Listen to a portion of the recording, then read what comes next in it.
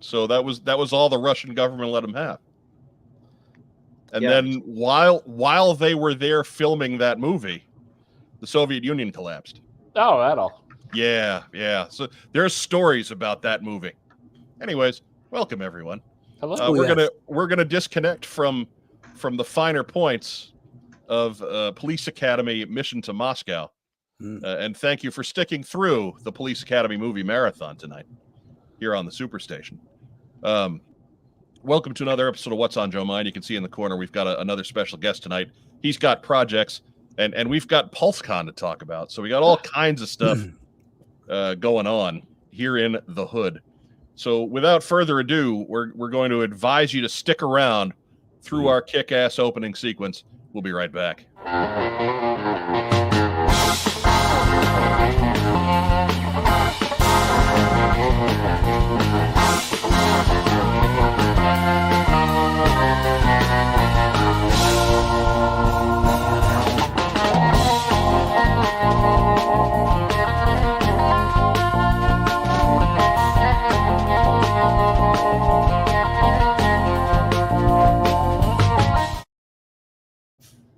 Everybody, it's 9:05, give or take. It's Tuesday night, so it must be time for the What's on Joe Mind TeamStream. I'm your host, Mike Irizarry. We are a fan cast about the world of G.I. Joe and G.I. Joe related properties. Sure, sounds good. And G.I. Joe competitive properties. Right. How's everybody doing?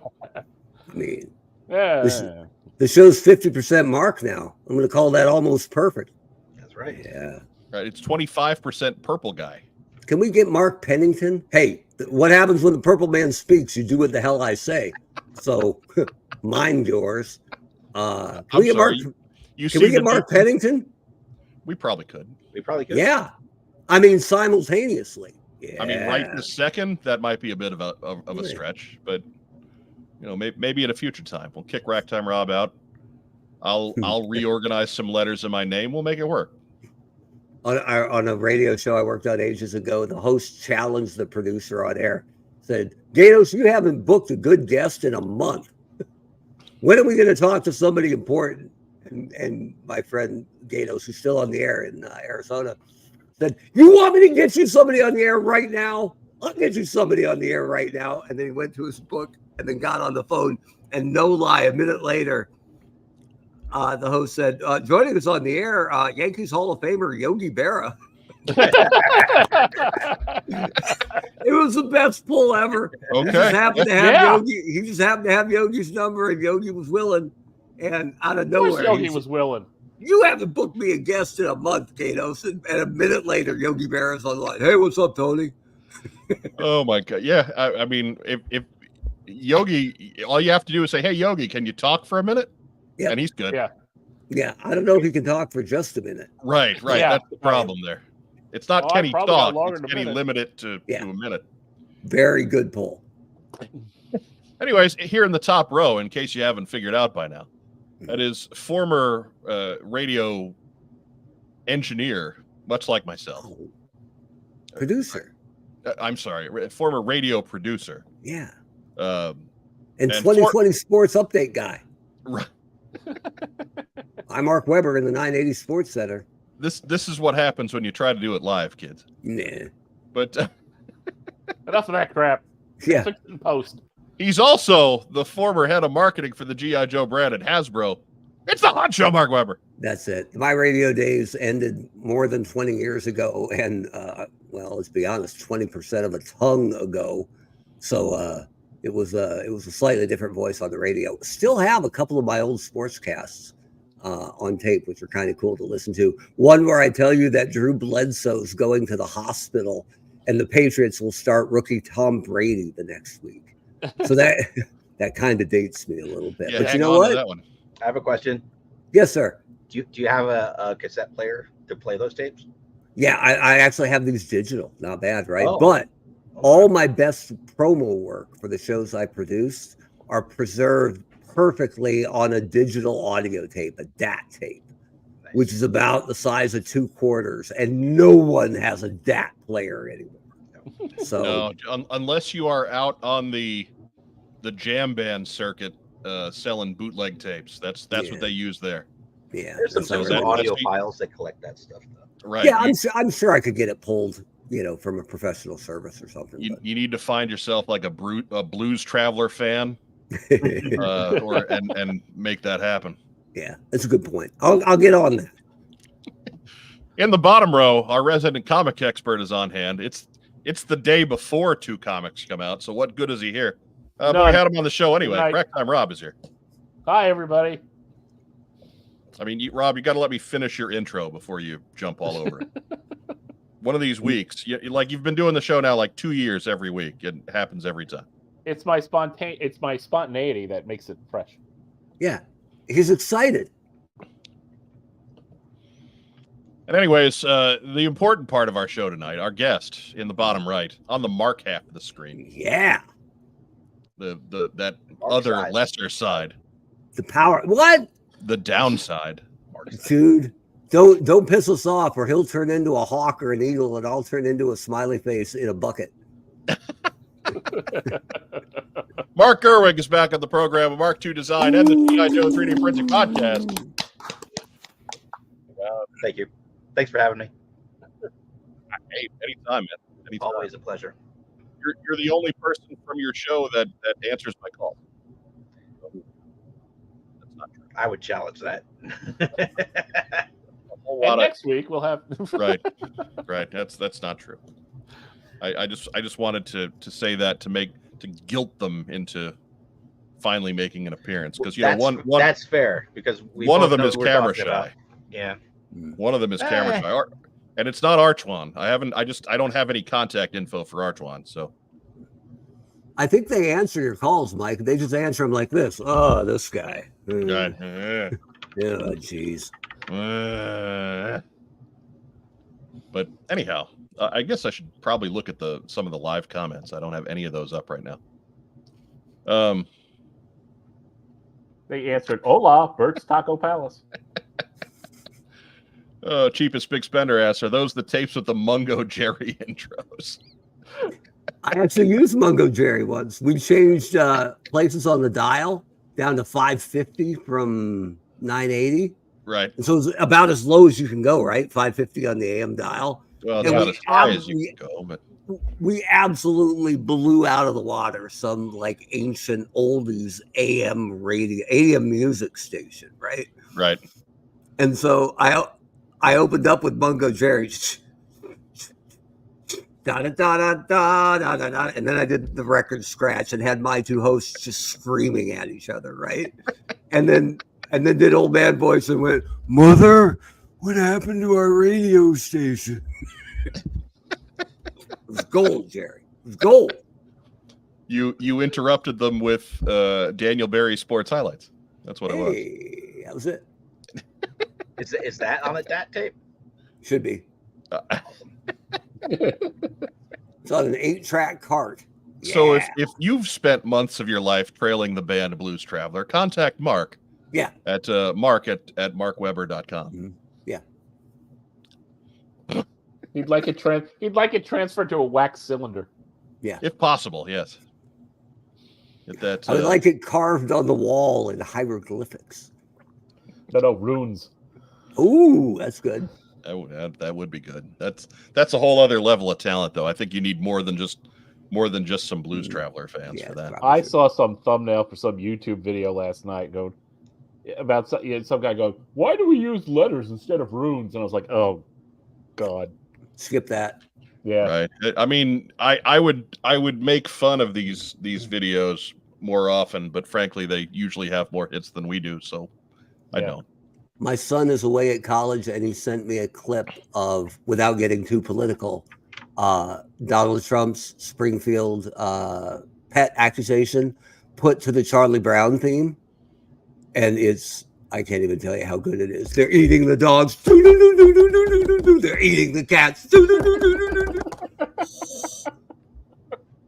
Just through the roof funny. So my son's doing well in college, obviously. Right. He's focusing on the important stuff. Yeah. That's right.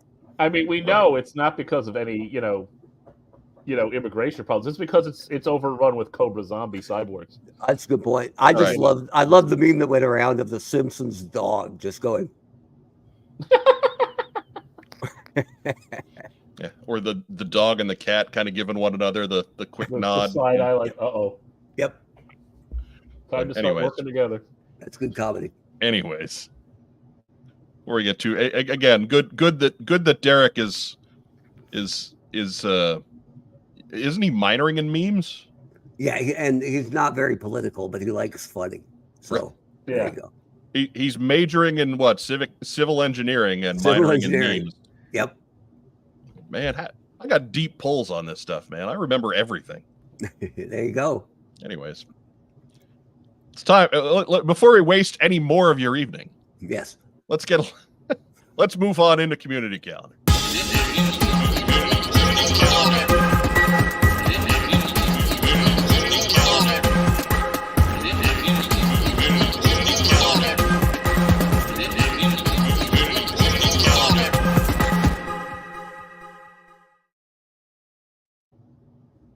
Community calendar brought to you today by Roma Collectibles.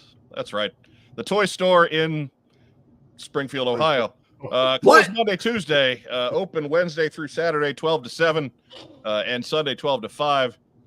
They're buying, they're selling, they're wheeling, they're dealing. They're extremely friendly. Just remember, don't look them directly in the eye. They will attack. And they may have trained the dog to do the same. And frankly, that's in the dog's best interest right now. Springfield pet eats you. Yeah, it kind of looks like they're eating the dog. They're eating the cats. Oh Lord. Oh my God. But side note, all the best to Mr. and Mrs. Roma, right? Yeah. That's right.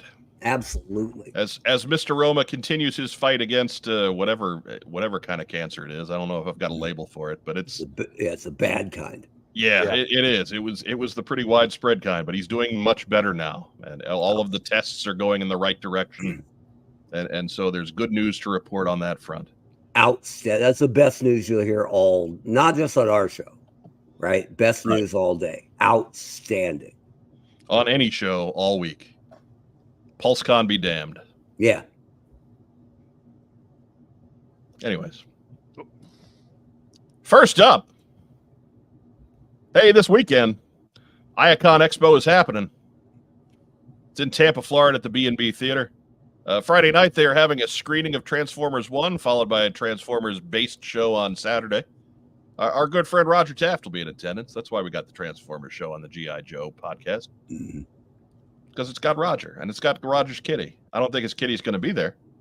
Oh, I think it is. But the picture is, so, I mean, that just adds to it, right? I think he's bringing the cat to keep it safe. I just like how it looks like his cat has a Mo Howard wig. That's a good point. Right. He's just kind of got this little toop on top there. But, I mean, Roger's already in Florida, so that cat was as safe as he was ever going to be, one way or the other, which is to say, not very, because he's in Florida. Yeah, the only border they're worried about in Florida is Georgia. That's enough. Yeah, I'll give you that. Look, I mean, if you're a cat, if you're much less a former stray that survived with all those alligators around, I ain't worried about that cat. So that's good. That's a good point. He's got skills. His skills pay the bills. Yeah, that cat, also known as Croc Master, apparently. And what else pays the bills is getting out and supporting the folks at Iacon Expo, because they got a show to run. So check out the website, madrobot.enterprises.com/Iacon-Expo. Don't spell those out if you're one of the audio listeners. It's just like it should be at the keys on the keyboard. Don't read too much into it, damn it. Come on now, help me out here. It rolls off the tongue. It does. madrobot.enterprises.com/Iacon-Expo. There you go. Try and sound sexy there. I was concerned for a while. We've had so many browser updates in Google Chrome this week I think literally 3 in the last 7 days, that before either of the marks came on, I had forced Rob onto the show early so I could do microphone testing, because it apparently just lost track of my microphone. So I was afraid I wasn't going to do sexy voice. Ooh. So, I mean, that would have been bad. That's half our listenership right there. Without your sexy voice, all we'd have is me and Mark pushing our own agenda, which ironically is called Marxism. Yeah. Oh, well. Yeah. And I would just be down here just doing Jerry Lewis. So That's good. No, Hey, and Ryan Mike's lady with the Lady. Transformers and the robots. lady. I hope you had that on your bingo square for the night. A trio of bad Jerry Lewis impersonations simultaneously. Look, we're never that far away from it anyway. So That's true. We're never that far away. Yeah, I suppose DraftKings had a pretty strong line on that happening one way or the other. I mean, I might throw in the Dean Martins. Oh, there you go.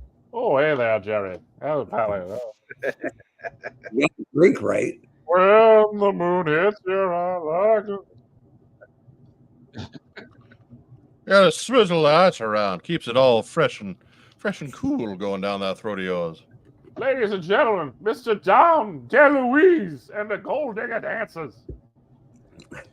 Oh, We're not dating this show at all. Nope. No.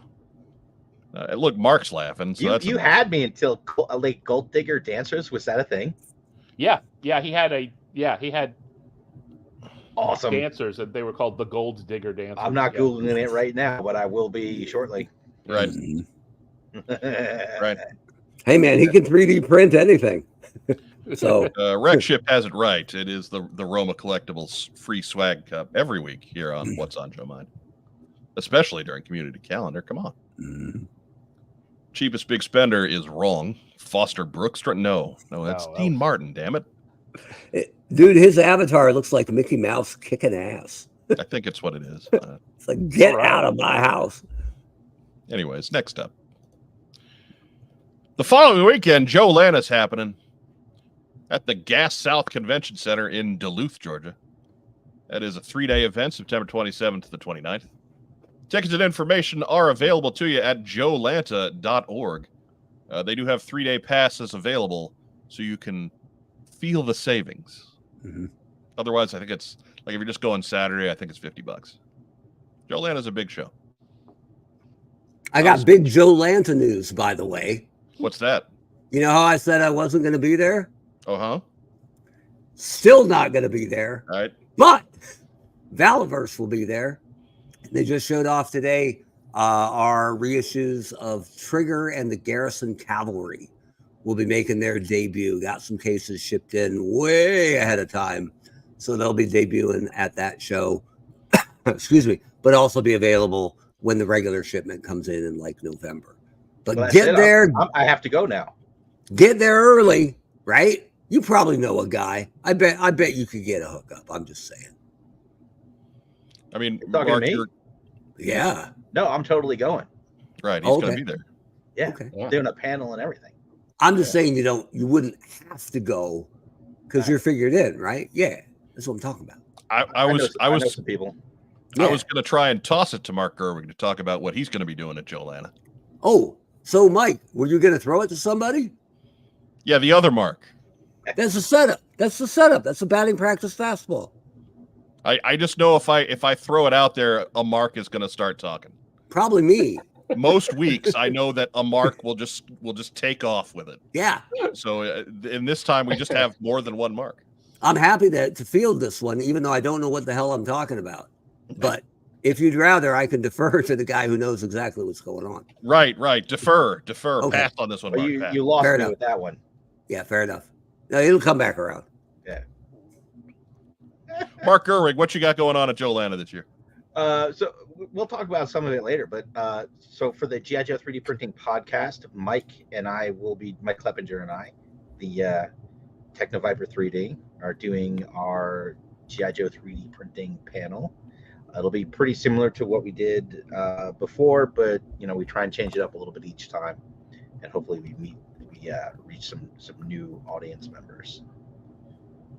I'll also have a table. I'll be doing some stuff, but we can get into that later. Is the guy with the life-size bat coming down? Not to my knowledge. Okay. It seems unlikely. I would think, as he came from what, Canada? Canada, yeah. He drove a long way with that thing. Man, how do you get a battle android trooper full size through customs? Did you not hear that story? No, I didn't. Oh yeah. No, he had it because it's too big. It wouldn't fit in the passenger seat. That had been his plan, but it was just too tall. It's like a person, you can move your head when you're getting into the seat, and this thing wouldn't do that. So he had like a mini SUV and laid the seats down and had it laying in the back. So when he went through customs and showed the passport and everything, they're like, "So is anyone else in there with you?" He's like, "No." They're like, "You sure?" And they can see this thing laying in the back, and yeah, he had to open it up and show it to him and everything. Yeah. Right. That's like a Curb Your Enthusiasm episode, right? You just put a fake battle android trooper in the passenger seat so you can drive in the diamond lane. On the HOV lane, yeah. Yeah. And then we spend 15 minutes of Larry being uncomfortable around the cop who pulled him over. That's it. Writes itself. It's like the old Abbott and Costello show. Mm-hmm. Yeah. Bud and Lou take a walk. They run into Little Stinky. Comedy ensues. There you go. Yeah, so no 6 foot tall battle android trooper at this show, to my knowledge. What day? What time and day do you have on your panel? And if I had that information, I would share it with you. Well, He's that kind of guy. well, He wouldn't get you in afford here that somewhere. info. Likely Saturday, but I am not sure. fair So enough. stay tuned to all your Mark II Design social media, Facebook, Twitter, what's the other one? Instagram, all that stuff. TikTok. Once I know, I got TikTok. You should see me dance. But Yeah. once I know, I'll put it all up there. Anyways, This is the police. so again, be sure to @ Mark II Design to see all the latest TikTok dances. Next up. Hey, Toyman's happening that weekend. If you don't want to go all the way to Atlanta, go to St. Louis. It's happening from 9 to 2. $5 gets you in the door. $15 gets you in for early bird. And we all know that's when the deals happen, right? Good point. Kids 12 and under run rampant, so please take one. They are free.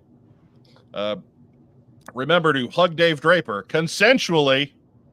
Send us a picture, and we'll get you something out of the prize vault. Prize vault's been a little quiet lately. We do have some stuff coming. So there are prizes available, but you got to get to Toyman. You have to get a consensual hug and a picture from Dave Draper, and we'll get that out to you. No questions asked past that. It's out at the Machinist Hall out by the airport. You know the place. 2 stories. It's next to a Target. Lots of parking. It's totally free. Except, of course, $5 gets you in the door, but the parking is always free. Zaymot CGC asks, does Target get extra business from people who visit the Toyman shows? I would say they do some, if nothing else, just in beverage sales. Because everybody comes in with a case of water or a couple of cold sodas or whatever. It's Target with a small grocery area, so maybe even some booze. Who knows? They don't get any extra business from me. I'll tell you that much. Right. Mark doesn't go to Toyman, nor does he go to Target. No. I don't got any problem with Toyman, though, to be clear, but Target could eat it. Jeff Butler says, plenty of classified Tiger Force Dusty figures in the prize vault when Mad Marauder Barbecue runs out. We'll never run out of Mad Marauder barbecues. No. Dude, I finally sold one, and then I got gifted one like a month later. I can't live without him, apparently. But at least he's got company now. Yeah, sure. Cheapest Big Spender asked, does the picture have to be of the hugging or just a picture that Dave gives him? It has to be a picture of the hugging. I was kind of wondering that too. So it's like hypothetically, you go to give the man a hug, and he's clearly like trying to push you away. I mean, is that all you need to say? Like, look, that clearly isn't consensual. No prize. That is, that is a non-consensual hug, so that is not a winner. So maybe. All right, the he should side probably be sedated first, is what you're saying. Right. The side selfie hug is okay if you don't have any friends. And let's face it, if you're listening to this show on a Tuesday night, you might not have any friends. Aw. I mean, we know we don't have any friends, but we're on the show, so at least there's that. But anyways, you know, so we like, if you don't have any friends, take the picture. The consensual side hug is okay, but it's got to be consensual. That has to. What if you sneak up behind him and like hug him while he's unawares, and someone gets the picture real quick? Mark, the name of the game is not assault Dave Draper and win. It's hug Dave Draper and win. I mean, that's all I can say about it. All right. Cujo's on my side. A challenge. I mean, it is a challenge. But if you go to Dave Draper and you say, "Hey, I was watching What's on Joe Mind," and they said, if I got a picture getting a hug from you, they'll give me a prize. He'll go for it. He knows. Mm-hmm. I've told him. He is informed that this could happen. Let me be very clear on this. A full Nelson is not a hug. That does not at all. That does not tick the consensual box. No. No level of struggle is okay. Right. Dave Draper's a big guy. You better. Oh yeah. He'll throw down. He can throw. You got problems if you mess with Dave Draper. He's got that Hulk strength. Yeah. So if you have both the guys from Nelson, won't count. No. That's not half of Nelson, Rob. Just half Nelson. Oh, okay. It's different. Right. Subtle, but different. Okay. I wonder if those guys still have that gorgeous hair. It's been a while. I'm sure they do. Maybe I can borrow it. I mean, they were gingers, so I mean, I thought they were blonde. That was blonde. Yeah. Were they? I thought they were kind of tinted a little bit more. No, I think in a reddish direction, like a hippie long stocking. Yeah, the girl from Wendy's thing. Some redheads are super defensive about it. Oh, you're not a real redhead. Look, if you're even part red, that's fine. You're on the team. I'll take it. Now, I have a friend that's got his hair on his head is brown, but his beard is red. Yeah, he counts. All right, he's in. Okay, he's in. All right. No, because he could shave on his head. Yeah, because Mike, your friend could shave his head and be perfect. Well, he did do that for a while. Why'd you paint Great Ice Pirates line, right? Why'd you paint the robot black? Because I wanted him to be perfect.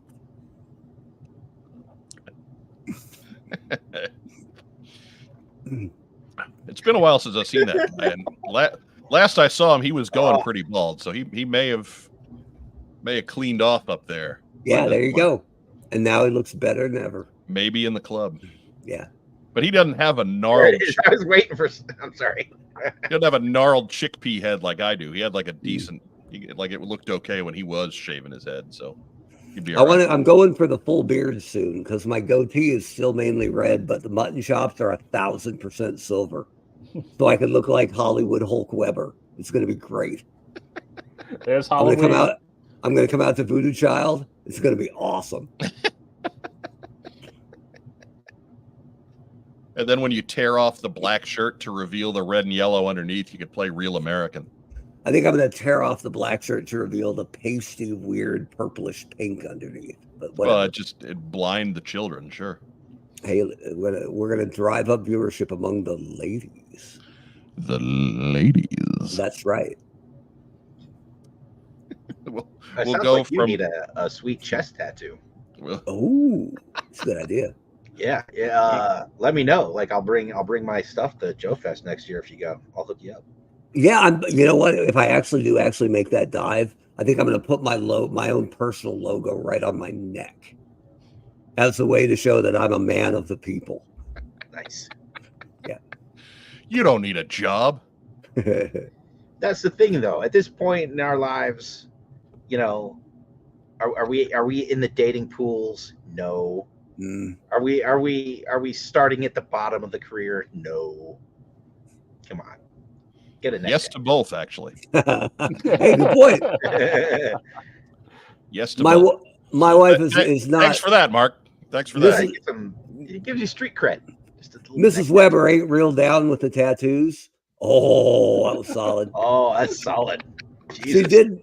Mrs. Weber did once suggest that I get a tattoo of Hugh Jackman's face on my face, which I thought was rather aggressive, but Well, Look, would at it line up like if you blink, does he blink? maybe. Or is he like small and he's on your nose and you're like, wait, No. She wanted like as if Hugh Jackman had a size 8 head, which would be incredible. But probably like 3 times the size of a normal head. yeah, probably it's probably something like that. Anyway, should get the What- brutal chest cut, like Cheapest Big Spender says. What were we talking about? Just get the brutal chest cut across your midsection. I don't need it. I got my official classified Duke shirt.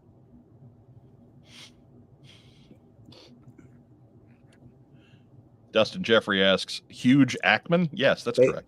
Basically.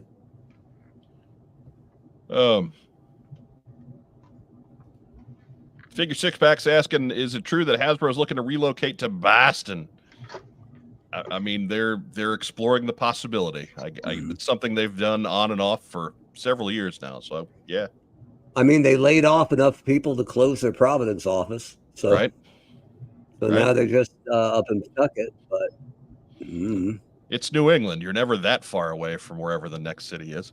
would they really want to inconvenience that many of their own employees? All 18 of them? Yeah, right. Probably. I wouldn't. I think it's all on the table. Right.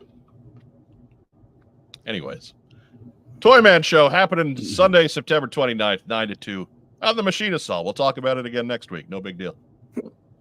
Next up, we got a few of these Florida toy shows coming up. Starting on the 29th, we got Jacksonville Collector Fest. That's at the Embassy Suites in Jacksonville, Florida. Then Kissimmee Collector Fest on October 5. That's on Saturday. Breaking up the pattern a little bit. That's at the Osceola Heritage Park. And then South Florida Collector Fest on October 13th. That's at the American Polish Club, which I have to see in Green Acres, Florida. But I went to that one last year. Oh, yeah? Yeah, I went with my dad. Yeah. I forget, were you living down there for a while? Or I is he used to just live down there. there? My parents are down there, but I lived down there from like 93 to 96. Okay. I went to art school in Fort Lauderdale. there Okay. you go. Yeah, How close is that to Green Acres? like an hour Okay. ish. So a Mike, little bit further down the Wang, huh?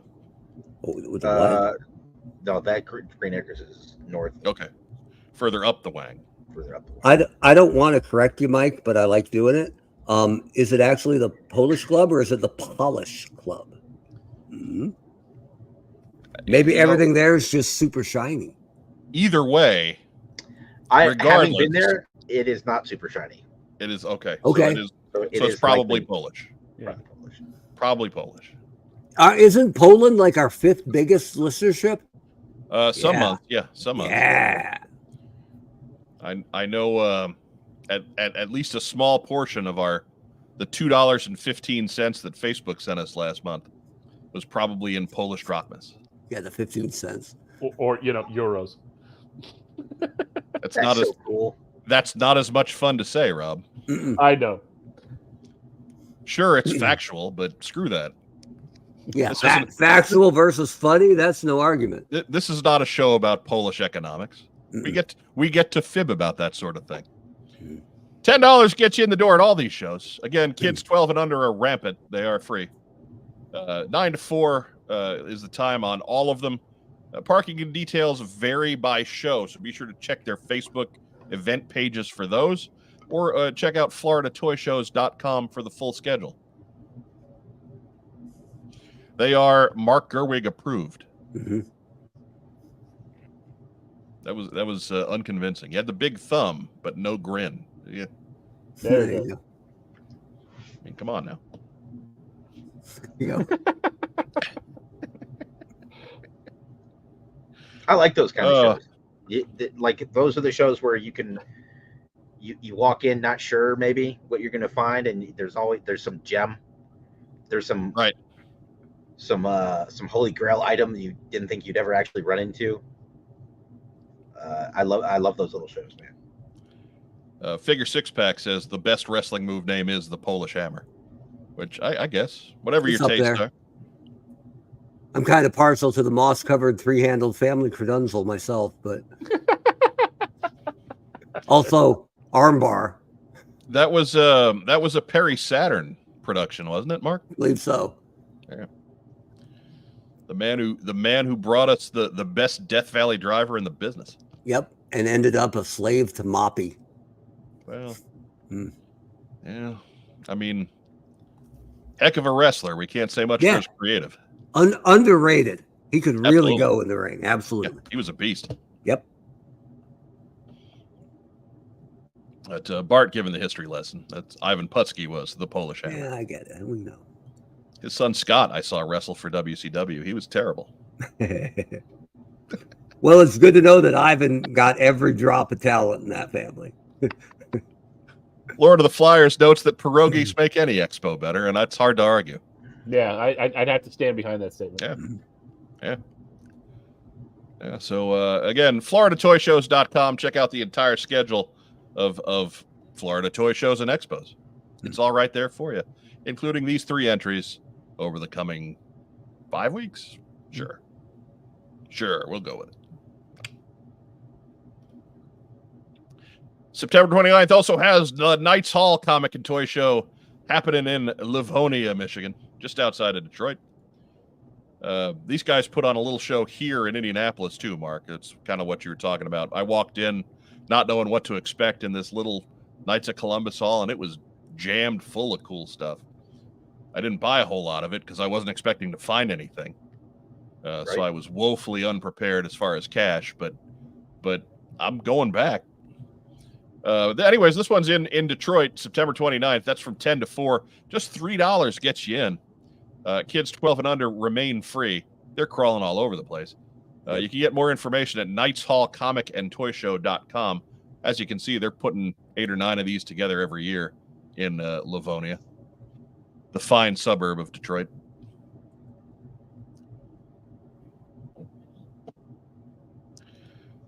Josiah Alcorn, rather. Little No. Putski might be the worst wrestling nepo baby. Nope. No. They put the U.S. title on David Flair. It's hard to get worse than that. I mean, was there? Oh, geez, who was the Mid-South wrestling boss? Eric Watts was another one. Eric Watts, the worst. Oh my God! And they pushed him for like 9 years. Yeah, he even got some run in WCW. He was the Kiss Demon. Oh, so bad. He was bad. He was so bad. Still better than David Flair. Yeah. But David Flair at least worked hard. Yeah. He worked hard to be terrible. Didn't he legit date Stacy Keibler? That he did. So tip of the cap on that one, sir. Right? But Oh. He warmed her up for Clooney. Oh, boo. Look, man, it's the truth. Yeah. It's the truth. Clooney did not put a ring on it. He did not, no. No. Firefly asks, I made it, coming to you live from a hotel room on a business trip. Can we start over? No, I don't want to break that connection, man. You know what happens when we're on that hotel Wi-Fi? It's like we're doing 8 shows in one. That's right. Guys in the live chat are throwing the Shockmaster out there. He's not a nepo baby, so he's not part of that conversation. And I would take Fred Ottman over either of those guys in a heartbeat. Yeah, you bet. Absolutely. Shockmaster, that's Tugboat, man. I'm not going to diss Tugboat in favor of Eric Watts. Get out of here. Get ready for it. He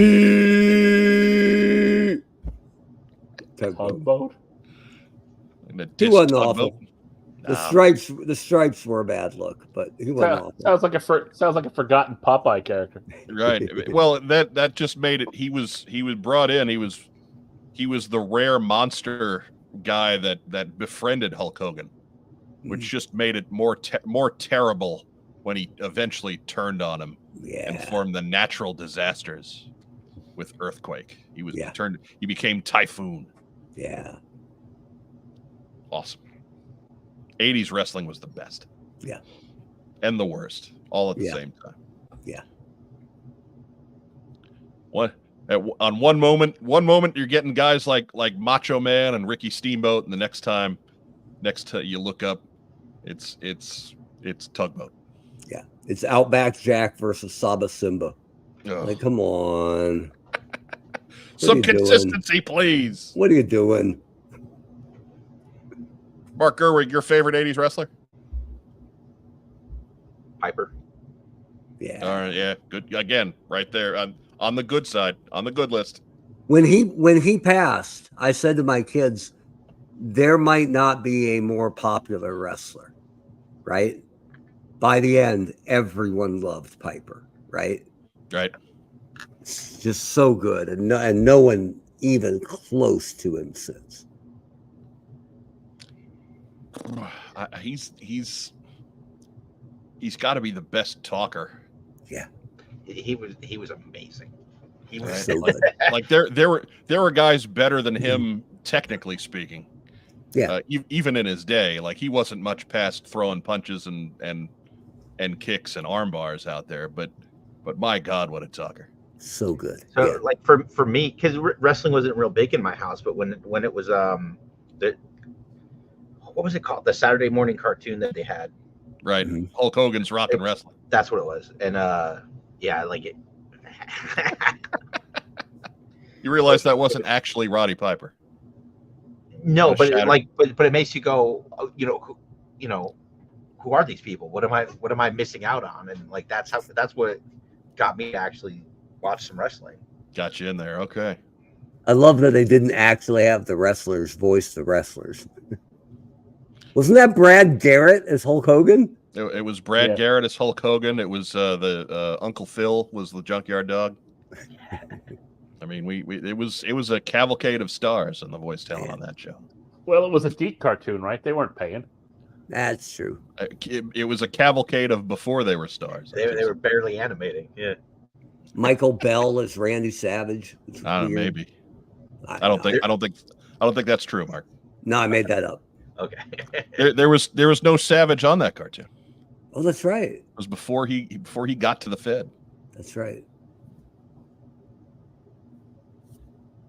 Anyways, Knights Hall Comic and Toy Show, September 29th.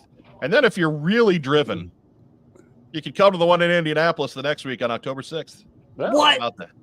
How about that?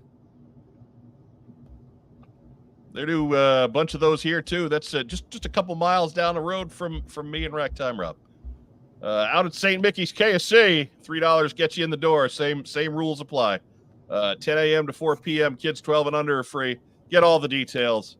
Knights Hall and Comic Toy Knights Hall Comic and Toy Show.com.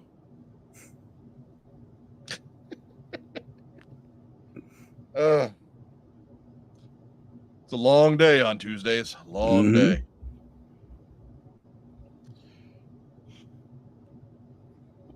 Mark Gerwig, you look like you're wanting to say something. You've just got a thought there. Just thinking about TV.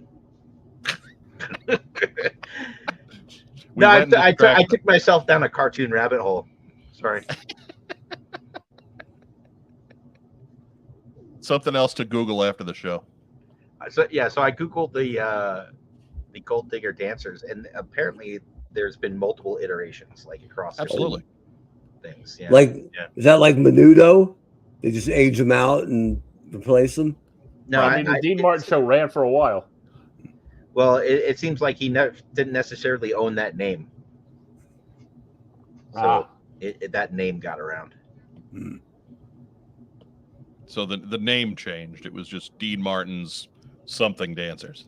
Yeah, the names were changed to protect the innocent and the guilty. But when Saturday Night Live was doing the the global warming Christmas special, which is the greatest sketch nobody talks about, with Tom Hanks as Dean Martin. They were the gold digger dancers. So I would hold up the potato chip at NASA astronaut sketch against that. As you know, the 1250 gold, right? Like, we don't have enough time for a full sketch. What do we have? We'll do the potato chip sketch. got this weird potato chip sketch. Although this has not gone as I had hoped, I will take my hemorrhoid donut and bid you adieu. We almost had a real world application of that line. So good. Anyways, so Night Saul, September 29th in Detroit, October 6th in Indianapolis. Take your pick. If you're in the northern Midwest, you can't go wrong. You're going to be close to something. What about you, Mark Gerwig? You going to be close to either one of those? That's a big negative shit, mate. You're no fun. Yeah. You're no fun. I don't, having been to the last one of these, I can't say that it would be worth the 16-hour drive for you to come in from the middle of Colorado to see the $3 show. It was better than expected, but it was not 16-hour drive good. I bet that's a pretty good guess. 16 hours. That's not bad. I can get from here to Des Moines in 10, Des Moines to Chicago in 4. Yeah. I did live in Kansas City, so I have a good feel for I-70. I know that from here it is 8 hours to Kansas City and then another 8 hours to Denver. If I just shoot down I-70. So with gas, admission is $203. Right. Yeah. Something like that. Yeah. If I take the economy car, maybe 153.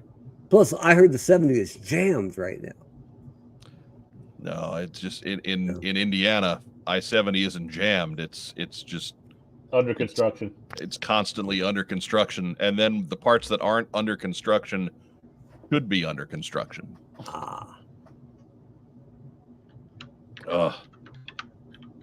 Anyways, moving forward. Got the next North Dallas Toy Show happening October 5th. That's from 9 to 2. Another $3 show. First Saturday every month. Can't beat it. I know there's lots of you around Dallas. Go check this one out. More information is available to you on Facebook. Look at all the logos on the sign, Mark Gerwig.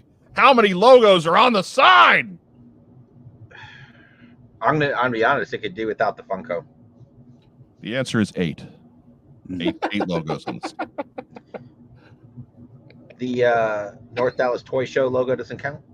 It does not. It does not, because that's not a brand per se. That's just explaining what it is. Okay. All right.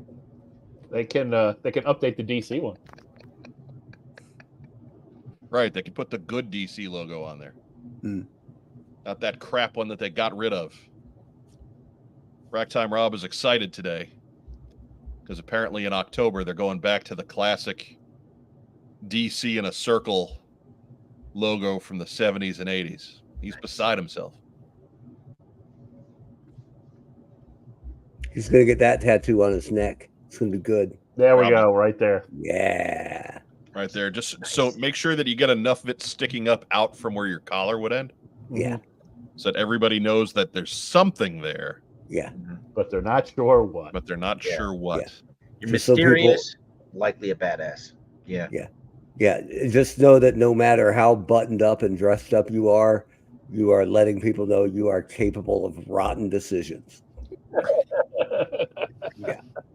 Terrible decisions. Terrible life choices. Yep.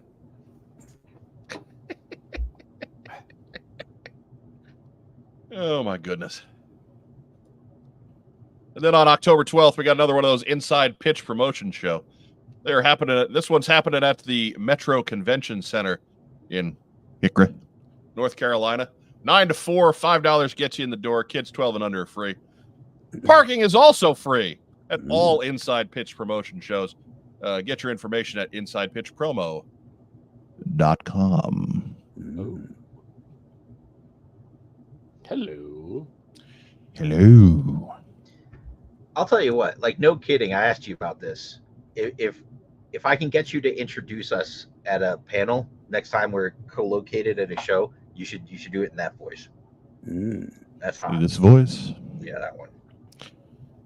Back when I was in college, I got to do some late shifts where we played new age jazz. And this was the voice I used all the time. All the contemporary jazz hits all night long. I'd rather listen to you talk than jazz. Than the contemporary jazz. I got some calls that said that too. I believe it. This is some really crappy jazz, but you sound great. Thanks, man. I appreciate that. I've been working on that. That's my adventures in radio, Mark Weber. Teeing up Branford Marsalis at 1 a.m. Oh no, Jesus! Branford would have been like, people have heard of him. He got played in the afternoon on the real jazz shows. Okay. Like late night was all that the new agey kind of stuff. They weren't even getting. I mean, it was so bad. They weren't even getting Duke Silver. Right. So it was like Jazz Chisholm and the Funkadelics. Yes. Right. Okay. No, like those stations that you can pull up on Spotify or I've got a few on Sirius XM that are designed to put you to sleep. That's what I'm playing. Okay. But no, like I got to play some good jazz shifts too, but they're 2 nights a week. I like that Duke Silver reference. Yeah. I caught it. Parks and Rec is never a deep pull for Rob. Especially not Ron Swanson. Yeah. Cheapest Big Spender asked Murph and the Magic Tones. No, again, they played songs that you might recognize. So they're not doing it well, but they were entirely too peppy for the stuff I was playing late nights at KRCU, Southeast Missouri's National Public Radio outlet. Quando.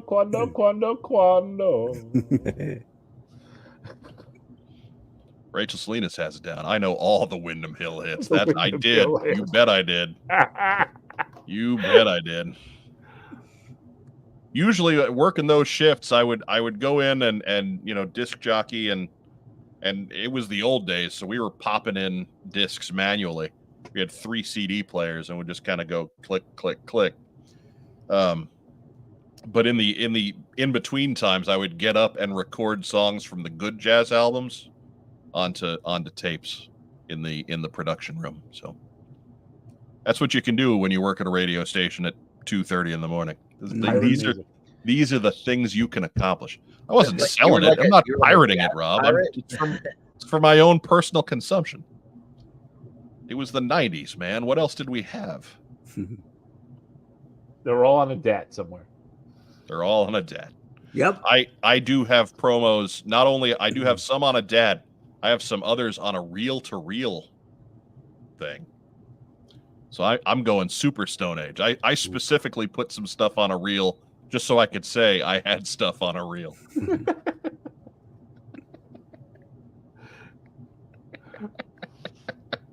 Mike Irizarry introduces all the crap you hear at Panera in between breakfast and lunch.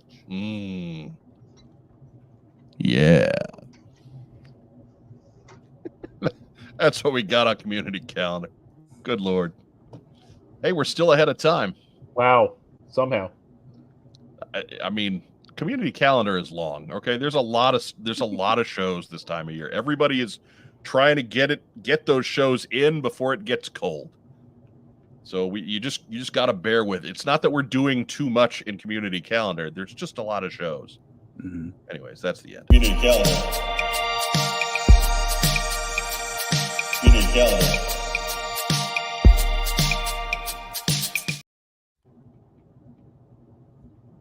So we throw a little throwback in there.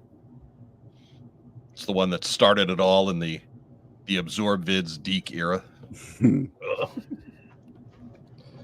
It's time for the news.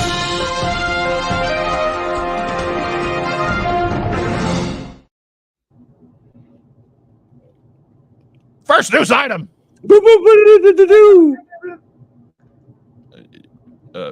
Wow, Weber, you got competition. That was a weird echo. I tried to get in there with you. Oh, okay, we can do edit. I'm not possessive. He's not proud. No. I was in a barbershop quartet in Skokie, Illinois once. I just want to be part of something cool. Of course, Skokie. Well, I can't help you with that, but you can Right. you can do the dudes with me next time. I got no problem with that. If you want to be part of something cool, Mark, I wonder why you accepted the spot to Right. be a guest on this show. Yeah, maybe something will start come somewhere. along after this. Right. I don't know if we've ever opened the door for somebody to be on something cooler. No. Like we've opened the door for folks to be exposed as bigger geeks. And I'll stand by that, proudly stand by that. But I don't know if we've ever made anybody cooler. It's a G.I. Joe podcast after all. And we are old men. Old men.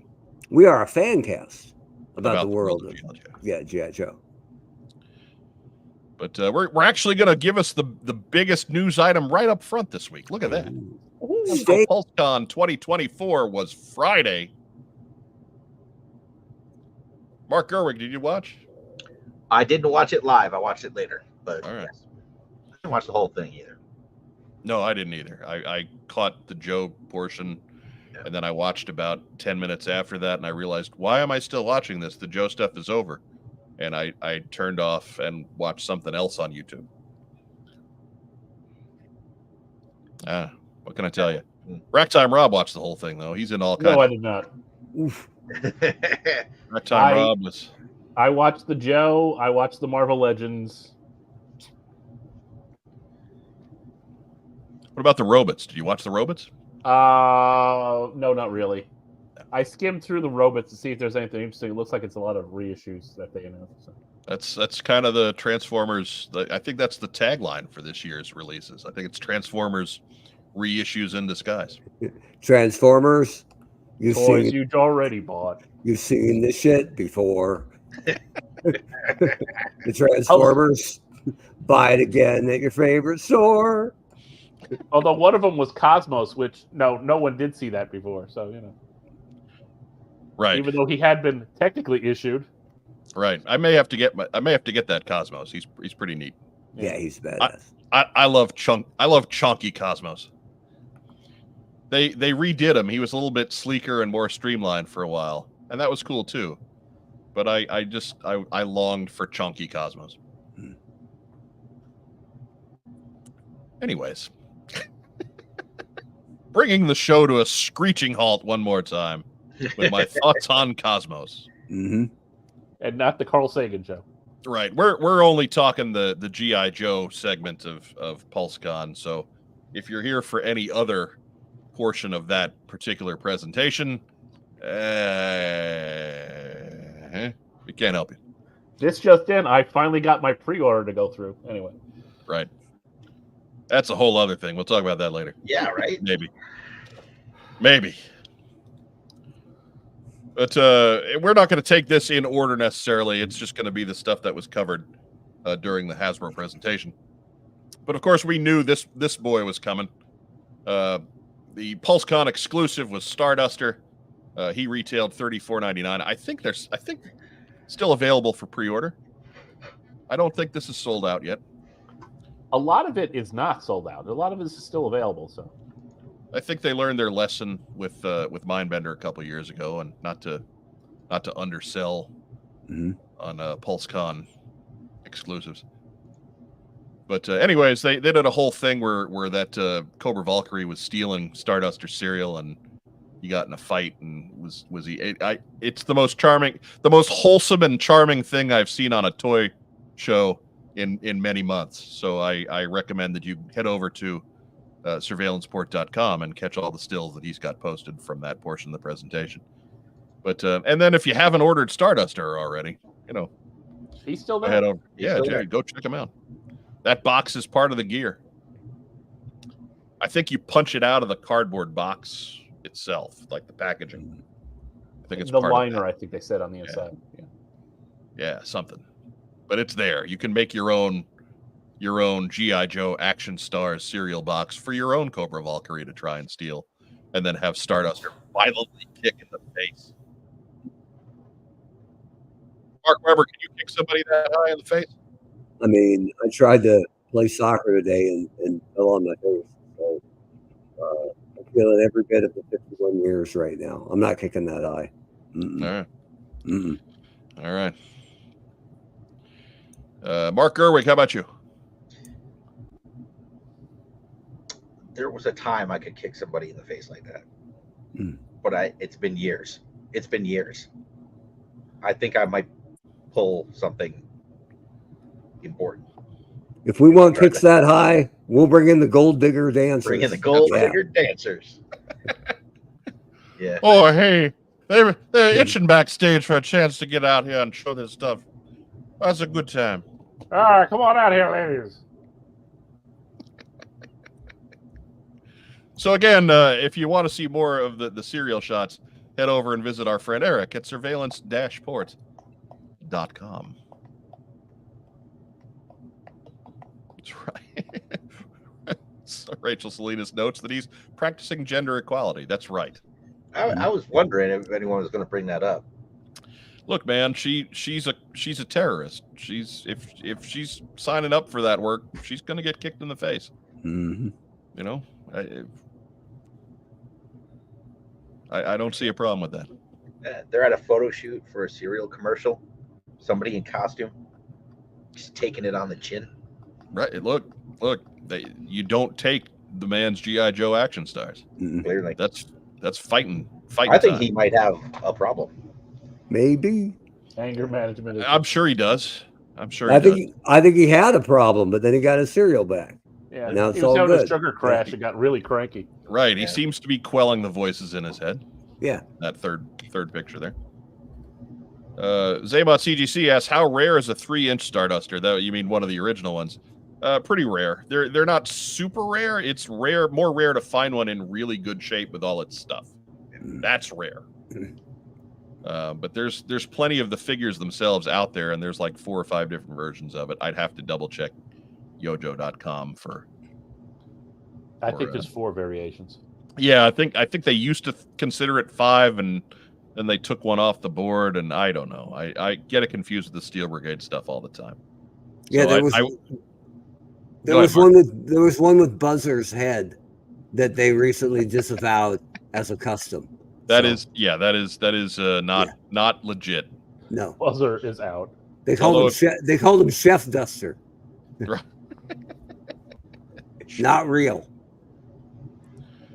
Chef. I wish somebody bust out a chef.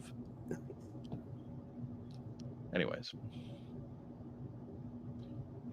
Lord of the Flyers asks, what kind of barbarian eats cereal without milk? I mean, if you're stuck at the photo shoot all day, they're not going to have a bowl. You got to eat your cereal dry.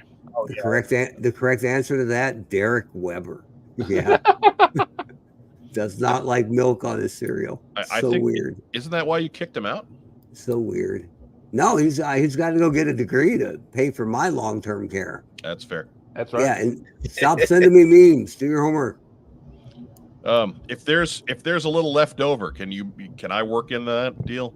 Yeah, we'll see what happens. Can we get Uncle Mike in on that one? He's a smart kid. And Derek has an Uncle Mike. You got to get in line. Right. But he's got a police pension. We're not worried about him. That's true. He's good. He's not sending Derek Christmas gifts in the mail. No. No, he's not. Well, maybe he will, but not yet. Yeah, the guy. I think you got to get with it. Start popping out some kids. Come on now. You got to think of your long-term care. That's what we have Stinky for. Stinky is not a plan. No. No, you don't Rob, you're seriously mistaken if you don't think she won't take a great deal of joy watching us rot in the gutter.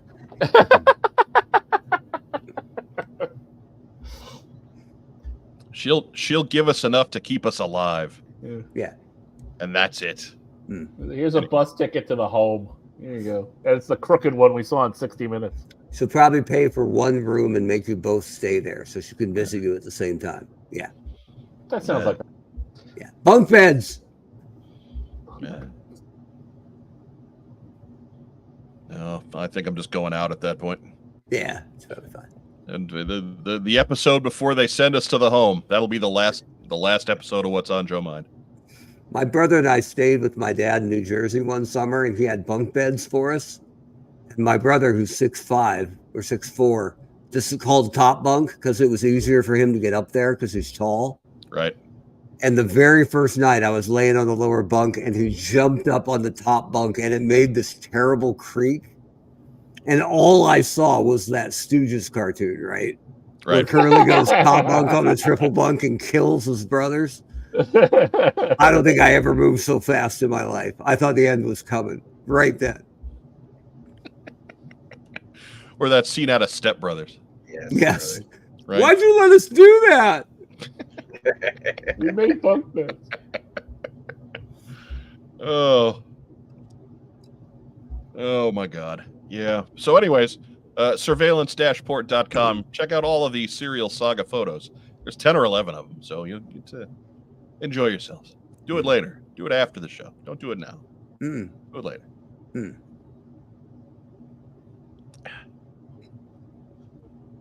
Next news item.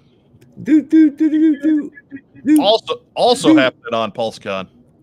Hey, we got to see some digital renders.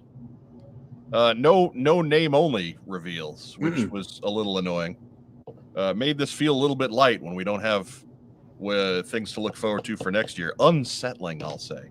Well, but anyways, kind of name only, but we did get some digital renders. We got them for Law and Order, and then we got one for Heavy Duty. These are both probably going to be deluxe. I mean, obviously, Law and Order's, orders there. Yeah. Unless you're a monkey, the classified team has not been known to skimp on animals yet. So Order's probably going to be pretty cool.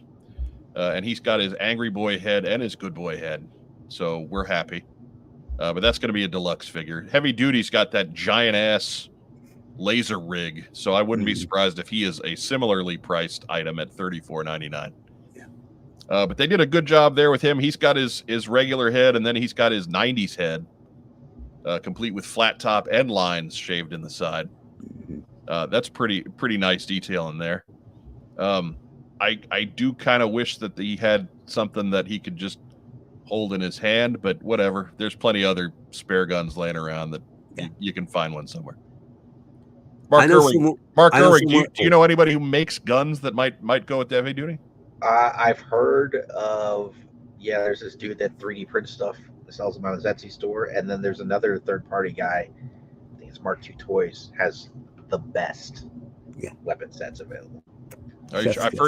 I've heard terrible things about that guy. Oh, he's Shady. a douche, but very talented. Shady. Yeah. Talented enough to be that big a douche and still get business. So that's where I want to be. And get asked onto prominent Joe fan casts and stuff. Yeah. Well, hopefully someday. Prominent. Perhaps I don't know if he would get one of the prominent spots, but he would just maybe one of the long running spots. I like that. I like what they've changed on Heavy Duty's rig. I always thought that thing was so ridiculous. Yeah. But it looks like it kind of will rest on his shoulders and have like center of gravity, right? Like he's kind of inside. That's the way it looks from this picture. Right. I think that's a huge improvement over somehow like holding something the size of a Volkswagen in front of you and shooting it. Hey, it had a foot to lean on. It was fine. This has to be bad news for any Fast Draw fans out there who are holding out hope, though, because that's pretty well what they did with Heavy Duty, isn't it? Yeah. They gave him Fast Draw's rig. Not really. Pissed off Fast Draw. Not really. We'll get a Fast Draw eventually. I don't know. I mean, Fast Draw's cool and all, but I can't say as he made too much of an imprint on things. No, that was one of those figures like that I had to have when I was a kid. I love that figure, but he certainly didn't show up in any cartoons, and I don't remember him popping up in a comic book. There's like a cover or two where he's like this big because they drew everybody. his first appearance was the was 60 or 61, whatever 60, book it is, the Todd McFarlane issue. Ooh. And that's really what it's most notable for. And but he didn't have a big part of that, and then he really wasn't seen again past, you know, being a background guy. So that was it. That was his one dip of toe into popular culture. When I was the first JoeCon I went to as on the G.I. Joe brand, the question I asked was, because we were doing 50th anniversary, which Joe that we haven't made yet do you most want? And Fast Draw was one of the guys most requested. So he definitely outkicks his coverage. He's more popular than he should be. And that's not a bad legacy to have. No. That 87 figure is really cool. I dig him. He was different. He had a great look, great gear. If you didn't want to have him running around with his 2-shot missile launcher, you could pop him in a turret on a cannon or something. He looked okay. Mm-hmm. Had that cool faceplate thing. Look, I didn't buy a whole lot in 1987 when I was a kid, but Fast Draw was one of the ones that I did. Mm-hmm. He would have benefited from a more cohesive color palette, I think. He was kind of all over the place. That's one of the things I liked about him. The blue hose and the white handles, and there's a lot going on. Boats and hose. That's right. Yeah, the hose was a weird color. It was like, I swear to God, I had them right here. It's what was that one more time, Mark? Boats and hose. Boats and hose. After that, I thought I had him right next to me. He's on my short list of customs I want to do. Mm-hmm. He's on my short list of customs I want you to do as well. Right behind the Interrogator. Yeah. Nice. And then 50th anniversary Fast Draw, the club got to him and did not really do that guy justice. So it was kind of rough. They gave him it was just wrong. Yeah, it just didn't work. My only complaint here, and I know why they can't do it, but the fact that Law looks nothing like Kirk Bazigian anymore. I know why they can't, but it still feels like it's kind of a shame. I'll defend Law a little bit in that I like that they toned down his colors a little bit. Like back that was a lot of stuff. They kind of, I don't want to say mute, but yeah, I think that's the right way to describe it. They toned it down a little. Yeah, it's a darker vest and it's a darker red on the t-shirt, and they work better than the almost like so poppy colors of from that 87 version that he almost kind of stuck out. Yeah. That's a good point, Mike. He did kind of have a cotton candy vest going on. Yeah. There was that figure again. It was cool that it looked like Kirk, and if you grew up in our house, Johnny Bench, but I'm going to defend this guy a little bit, and that I understand too that you can't have all the nostalgia there, but at least they upgraded the uniform without changing the design a whole lot. So as we talked about Fast Draw being a popular choice among fans, since we didn't have any name reveals, we'll start with you, Mark Gerwig. What's the name that you want to hear them call out as a future classified figure?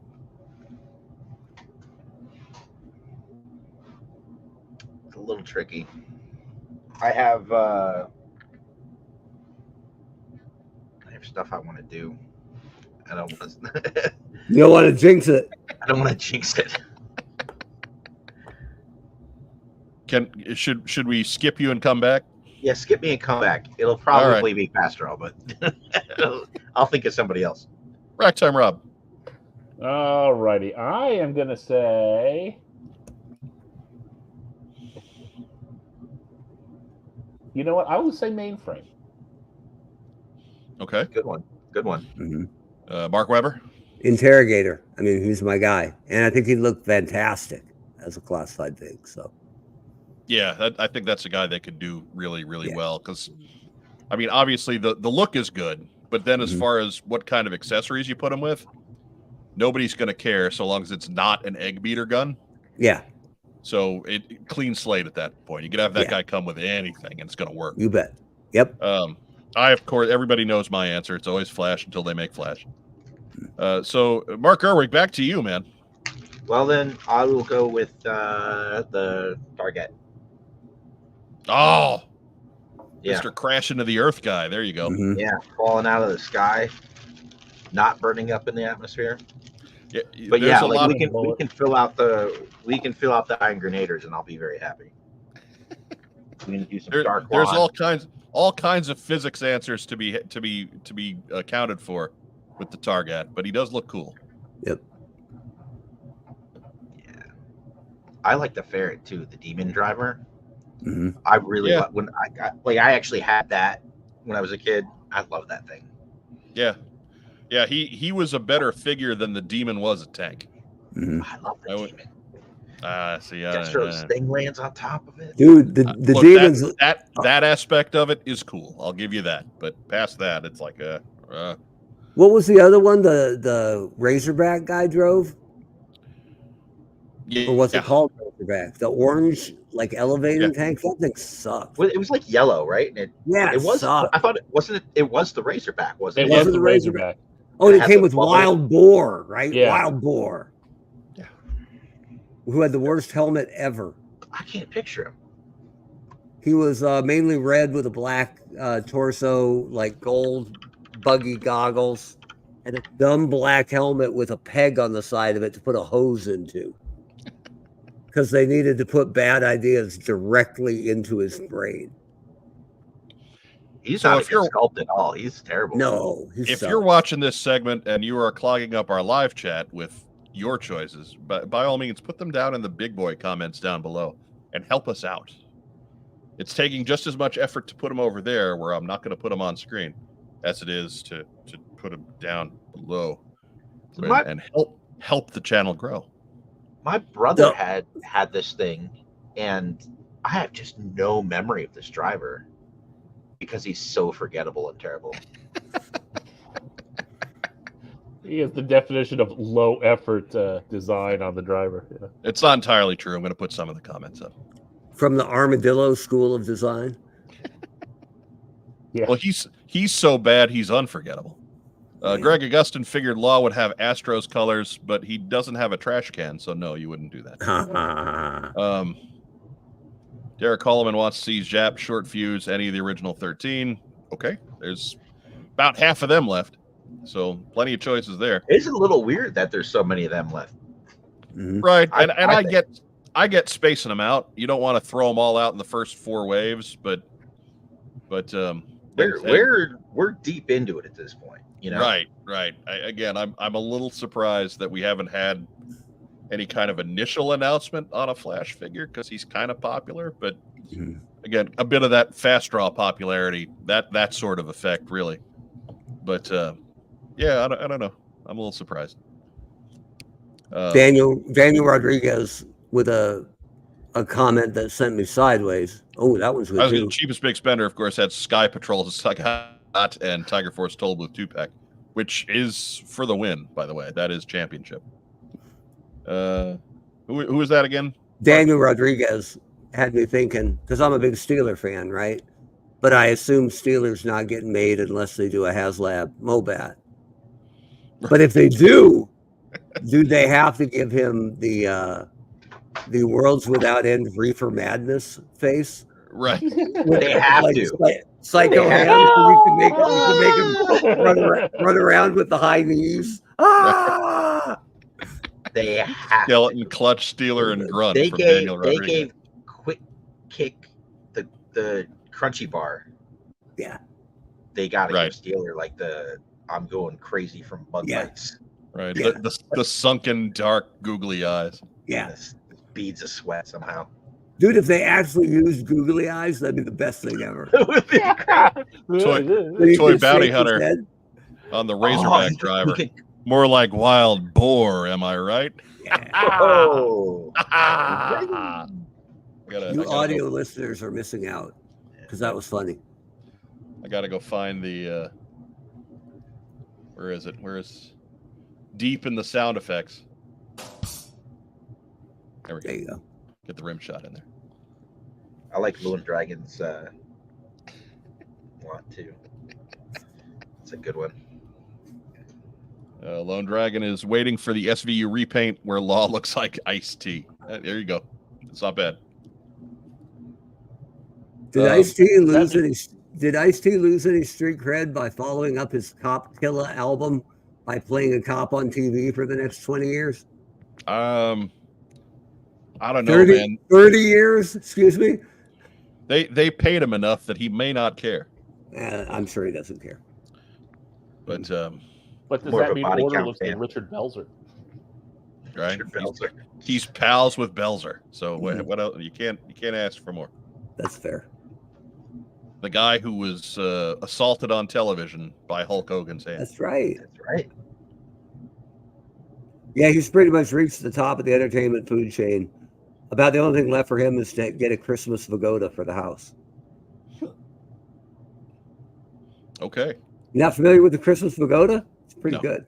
Okay, I know Abe Vagoda, and that's about the only Vagoda I'm familiar with. there you go. You're halfway there. All right. All right. Anyways, next news item. We're getting better. We had some classified reveals, pre-orders, whatever you want to call them. On the Cobra side, you can see Xandar and the Saw Viper. And Xandar, I think, I don't think there's a whole lot of controversy around Xandar. Xandar's pretty awesome, pretty good upgrade from what we got in 1986 when he was every bit as forgettable as they described him as on his file card for a guy with lightning tattoos on his chest. Mm. But this guy's pretty cool. He fits right in. Looks like he's going to fit right in with the Dreadnoks they've put out already. Fit right in with his sister. Fit right in with Zartan. And then the Saw Viper, where opinions are a little more divided. So, Mark Gerwig, what do you think of these two? I love Xandar. Like I like that. I've always liked the character. That was a figure I had as a kid. I think this figure looks great, good sculpt and everything. So here's the one weird little thing with him, right? They like to point out little details when they do the reveals and they show stuff, right? Like we'll get to Dial Tone in a minute, but they talk about he's got like an eye or something on his backpack, and they talk about that. Xandar has one boot with like a steel toe thing going on, and the other one doesn't, and it's driving me bananas. Like I don't like what, why, what's happening there? That's his kicking foot. That's his ass kicking foot. Like Right. I don't think that's a thing. I don't think there's people that have like one shoe for kicking ass and the other one's just for going to the store. I mean, NFL punters. NFL punters do that.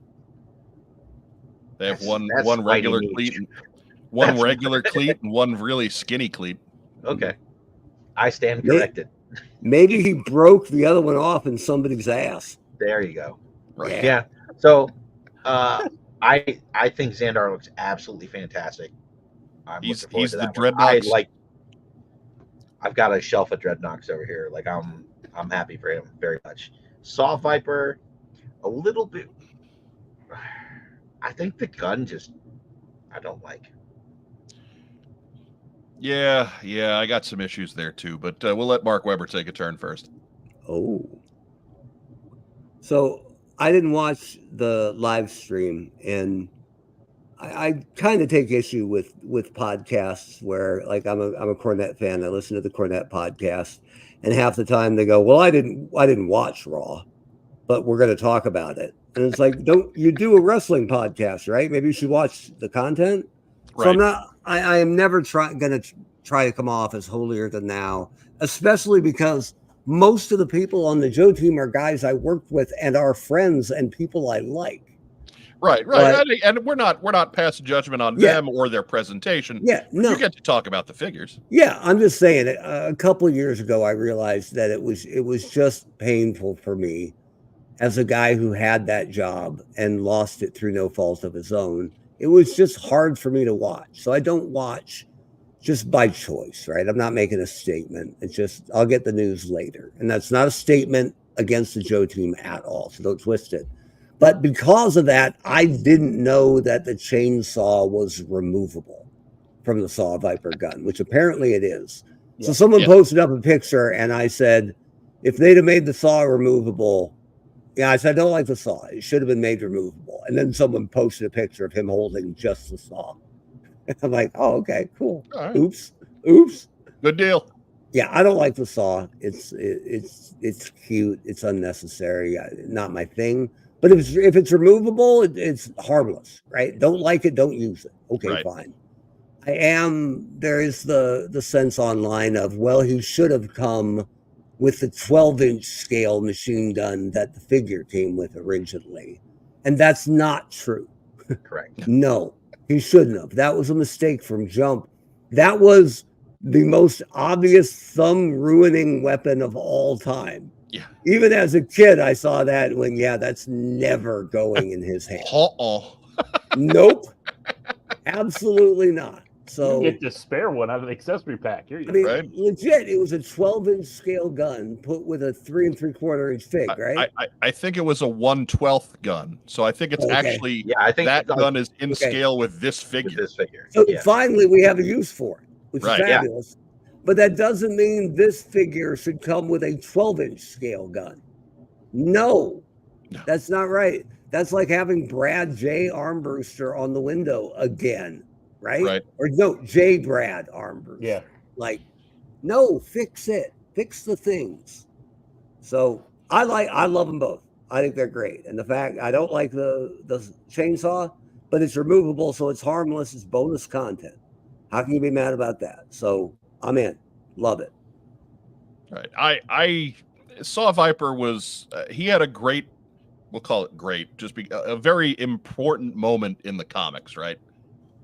But I never really cared for his figure in 1990, and I'm not feeling this one either. It just feels like they took all the things that were wrong with the original figure and overdid them in this one, right? And so we don't have a representation of that important. I mean, I Saw Viper he's one guy and he's a troop builder, right? But we don't have a representation that does, like, neither one of them do that character justice to me. Like this guy feels a little bit bulky. His weapon is kind of strange. I'll probably find something from some intriguing third-party company to pair with him, perhaps. I'll have to look through all my various catalogs. But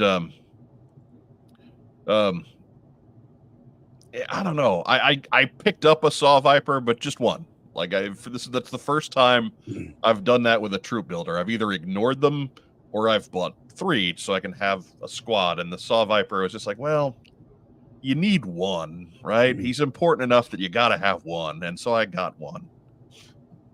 Rack Time Rob, what do you think? I think a lot of like what you don't like on the Saw Viper can be taken off. I mean, not just a saw, but a lot of these extra armor bits. So I think you can get that down, to something you like. But yeah, I just kind of got one too, just simply because a lot of these later troop builders, I don't feel the need to really troop build them. Just because if there's a squad of Cobras, they're going to have like one of these guys anyway. Right. Same thing like with a Heat Viper. There's going to be like one Heat Viper. Right. You're not going to have a squad of Heat Vipers unless zombie cyborgs are being dropped on your island. Yeah. But if you do have a squad of Heat Vipers, that means you also have a squad of blowtorches. Yeah. Right. Yeah. There you go. And a lot of us do. It's like a BOGO, except they're not free. Yeah. A lot of us do. Mm-hmm. But I mean, like I said, I ordered one. I think it's a good, I like the color scheme. I think, like I said, I think there's promise on this figure, which once we get him in hand, I think I'll probably like him a little bit better. Right. Rob, how many Joes did he kill? Was it 7? I think it was 7. Well, I mean, directly he killed the 4 in the trench. Yeah. And then another 3 died as they were basically pursuing him. So Okay. he's got. I would credit him with 4. I mean, it sounds like 7 though. No, yeah, but he didn't no. kill them. I mean, they Oh, basically. he I didn't think they kill got him? like blasted by like a rattler or something. Oh, okay, fine. Yeah, If if I remember correctly. What I would have done with the Saw Viper, and I wouldn't have announced it, is I would have given him like the 4/ kill count on his chest in white, and I would have done that on 1 out of every 20 figures. Or And just just- make it a decal. No, I would have done it rare as the chase and just put it out there wow. in the wild. Fancy. And that way, if you had to have him, you could hunt him down, and there'd be some extra value out there. And if you didn't want to pay for him, you can customize that pretty easy, right? Yeah. But I think that would have been I don't say hysterical. I think that would have been a really cool under the radar chase just to put out there. Wouldn't have cost hardly anything. 1 deco hit on every other 20 figures. Yeah. And thanks to the Saw Viper, we know that the mobile battle bunker carries a lot of corpses. It does. The other half of the coin brought us these two gentlemen, Leatherneck and Dial Tone. The mustache brigade. Yeah, that's right, man. Rounding out what is in general a pretty solid wave here. Mark Weber, what do you think of Leatherneck and Dial Tone? I mean, I was partial to Dial Tone as a kid, even though he was, I think, the first Joe that replaced the job of an existing Joe. No, that was Footloose. Wasn't it where they both weigh 4? No. Dial Tone's 5. Footloose was 85, Dial Tone was 86. So Footloose replaced Grunt. Yeah. Except he was in the oops, I crap my pants diaper wedgie. But no, I thought it was going to get banned. But okay. Dial Tone I liked because he was from Oregon. That mattered to me. File cards mattered to me. Now we're talking. This segment brought to you by Depends. When you got some juice loose in your caboose, put some Depends on your ends. Today.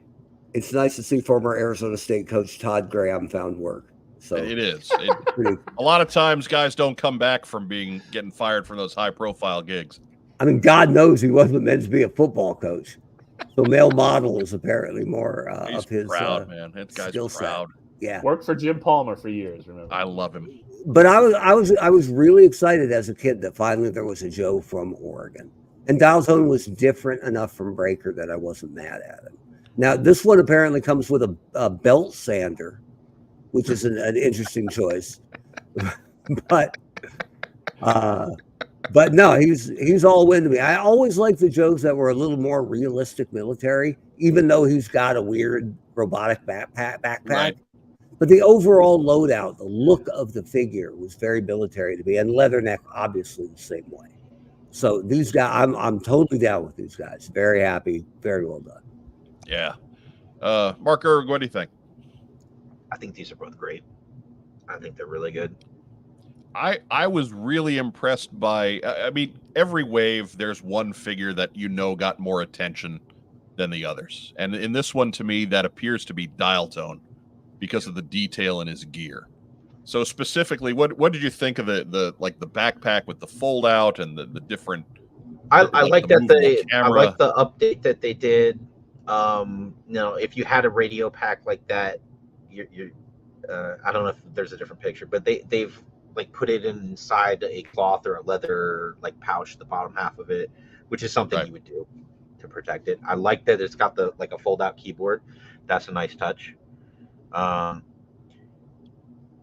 Yeah, sadly, I did not go hog wild on the slideshow this week. So yeah. I think he looks great. I think his accessories are good. My only kind of concern thing is do Leatherneck's glasses come off? Yes. Because that's been an issue every single time. Yeah. But so we'll see, maybe they're over it, but at least with Leatherneck, if they keep falling off, whatever, he doesn't need to be wearing them anyway. Yeah, it doesn't need them. It's just kind of bonus gear there. No, but I'd rather have him as an add-on, right? Because occasionally a guy like Torch has molded on glasses that look like they're part of his skull and not an actual piece that's, everything has weight and size to it. And once in a while, stuff gets molded on that doesn't have the proper sizing to it. So that's the only dig I have on Torch. My favorite I dreadnought. can't unsee this now. I'm sorry I ruined your Torch. I really like Torch, but you're right, they're real tight. Great figure and my favorite dreadnought. But yeah, it looks like he was wearing glasses and someone pushed them back into his skull. He Like put he on takes a them pair. off, and he's got like the imprint of them. Right. He put on a pair of kid-sized glasses when he was 7, and then his head just grew around it. Right. Or he was wearing them inside, and Big Boa thought it was dumb, and so he gave him and that was all she wrote. The gunny is reserving. When you're looking straight on at it. The gunny Dennis Fleming is reserving judgment on Leatherneck until he has him in hand. It's fair. Fair. Sorry, Mark. I didn't mean to go over. No, that's there. okay. And honestly, like that's my feelings for the Saw Viper. Is I want to like when I have it in hand, I'll decide. Yeah, I think like I don't like the gun he comes with, but otherwise, I think he looks pretty good so far. I'm certain that you two will find someone who can provide a weapon more to your liking. I'm gonna say I don't like the gun he comes with. Is pretty far down on the problems in Mark Gerwig's life. So somebody would put this in the chat, and I kind of wanted to. They thought that SAW stood for semi-automatic weapon. It's squad assault weapon. Squad. Yeah, real quick. Lone Dragon said that he's been saying they need to take some money out of the tattoo budget and move over to the glasses budget.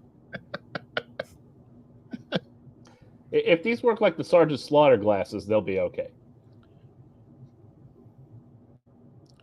I can't find them. I will worry about it too much.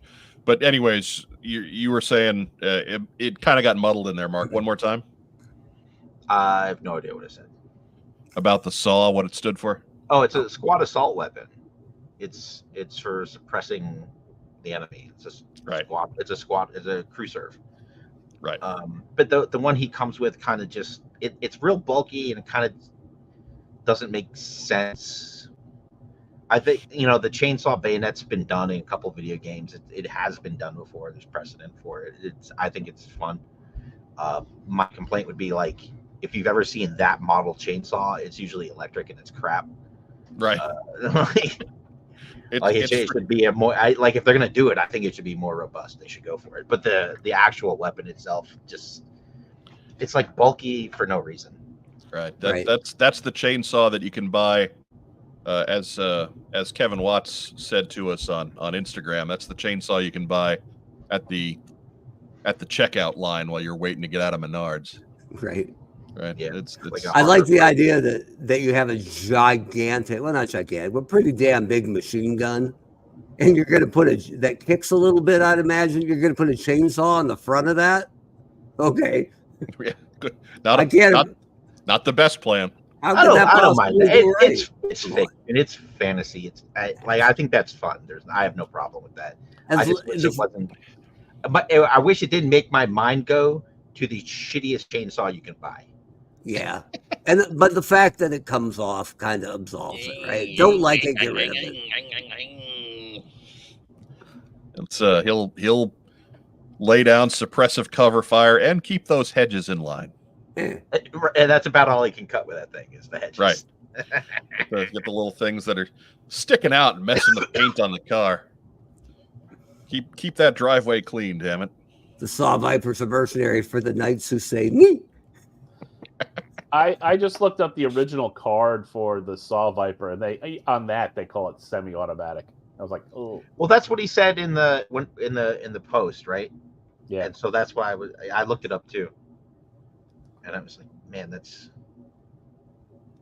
a mistake that's been floating since 1990. Racktime Rob, what do you think about these two guys here? Oh, these two guys I love, especially Dial Tone. I mean, Dial Tone was a figure I kind of dug him back in the day. I liked his look, the color scheme, was always good. Yeah, that the things that you get to play with on his gear now are great. Right.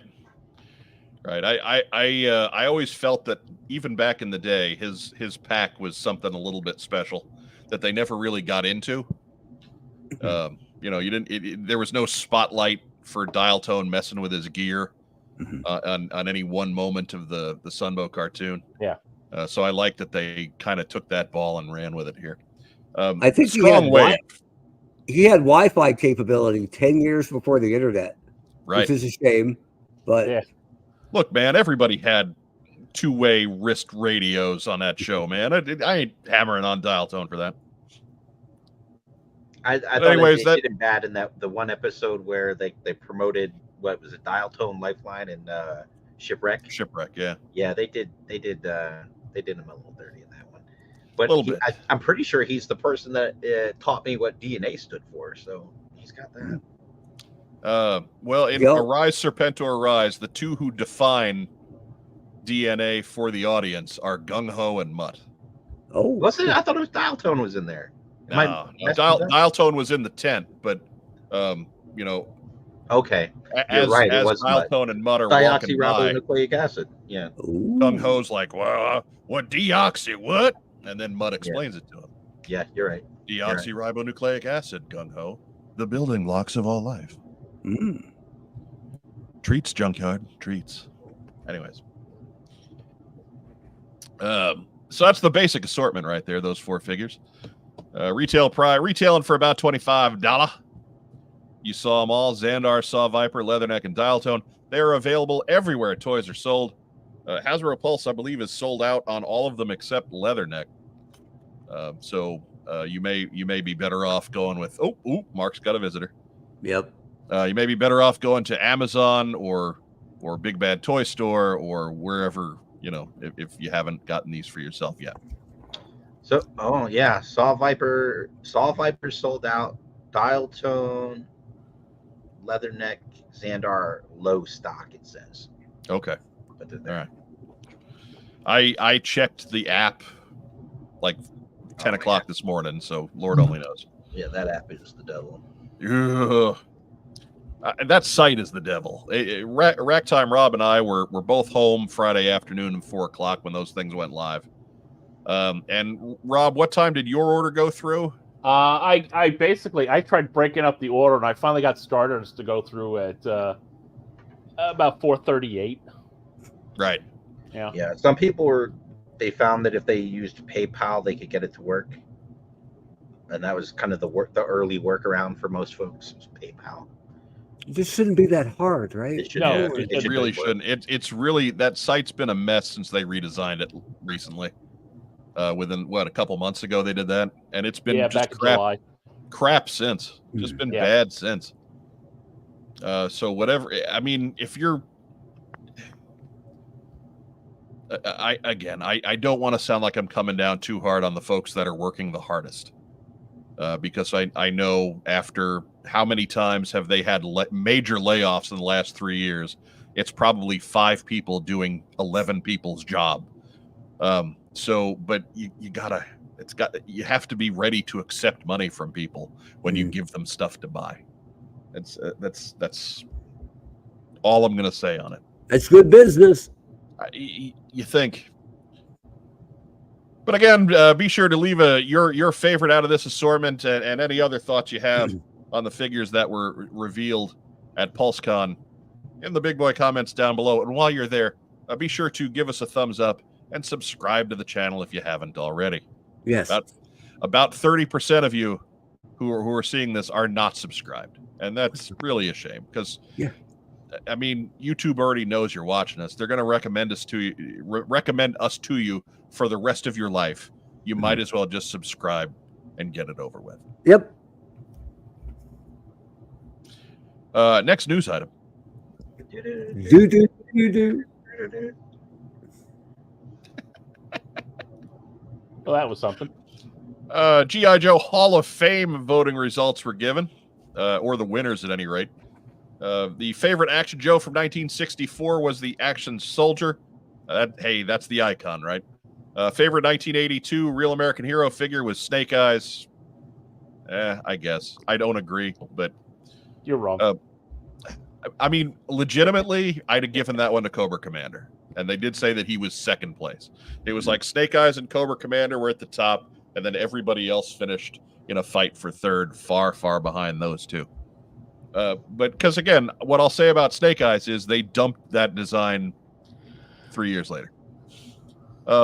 G.I. Joe Classified Toy of the Year was Vamp and Clutch. We agreed last year, didn't we? Didn't we give that one to Vamp and Clutch? I did after I put Mark's cannon on the back. So good. Rack Time Rob, you were saying? I thought we gave it to the Hith Tank last year, didn't we? That would have been the year before, wouldn't it? No, we got the Hith Tank last year. I don't know. The Vamp? We ordered it the year before, but we got it last year. When did we get the Vamp? The Vamp was definitely on last year's list. So was it? Yeah. For announced? It wasn't out till this year, though, right? No, it came out. I think it was the last one in on last year. Oh, okay. I think everything after the Vamp is for this year. Rack Time Rob's putting together a list for us. Next year is going to be the heavyweight fight. Will the Dragonfly beat the Rattler? Provided the Rattler comes out. Well, provided the Dragonfly comes out, right? I mean, if the Dragonfly makes it out before the end of this year, it'll be on this year's list for us. Yeah, we'll probably have it before Christmas. I don't care about them and their crummy Hall of Fame. I'm talking about the What's on Joe Mind top 10 toy list. That's right. For 2024. That's what matters. That matters, yeah. And then they did have a live contributor that was not voted on. And they went where you had to go for a first inductee. They went with the creator of G.I. Joe, Stanley Weston. So, good choice there. Good choice. So that is your G.I. Joe Hall of Fame. It's like that first run of baseball Hall of Fame inductees where you had Ty Cobb and Hannes Wagner and Babe Ruth and just giants all. I heard Weston just barely edged Larry Hama, and then I was down there in third with a lot of other people. Yeah. Something like that. I'm okay with that. Something like that. You'll get in there eventually. Oh yeah. Posthumously. Someday. I don't know. We tend to get overlooked when Hall of Fames get nominated and announced. So, despite the fact that we've been doing this crummy show for 13 years, but what can I tell you about that? 13 consecutive years. We never go off the air. Oh, no, I got a note or an email from Podbean this week. We posted our 550th episode,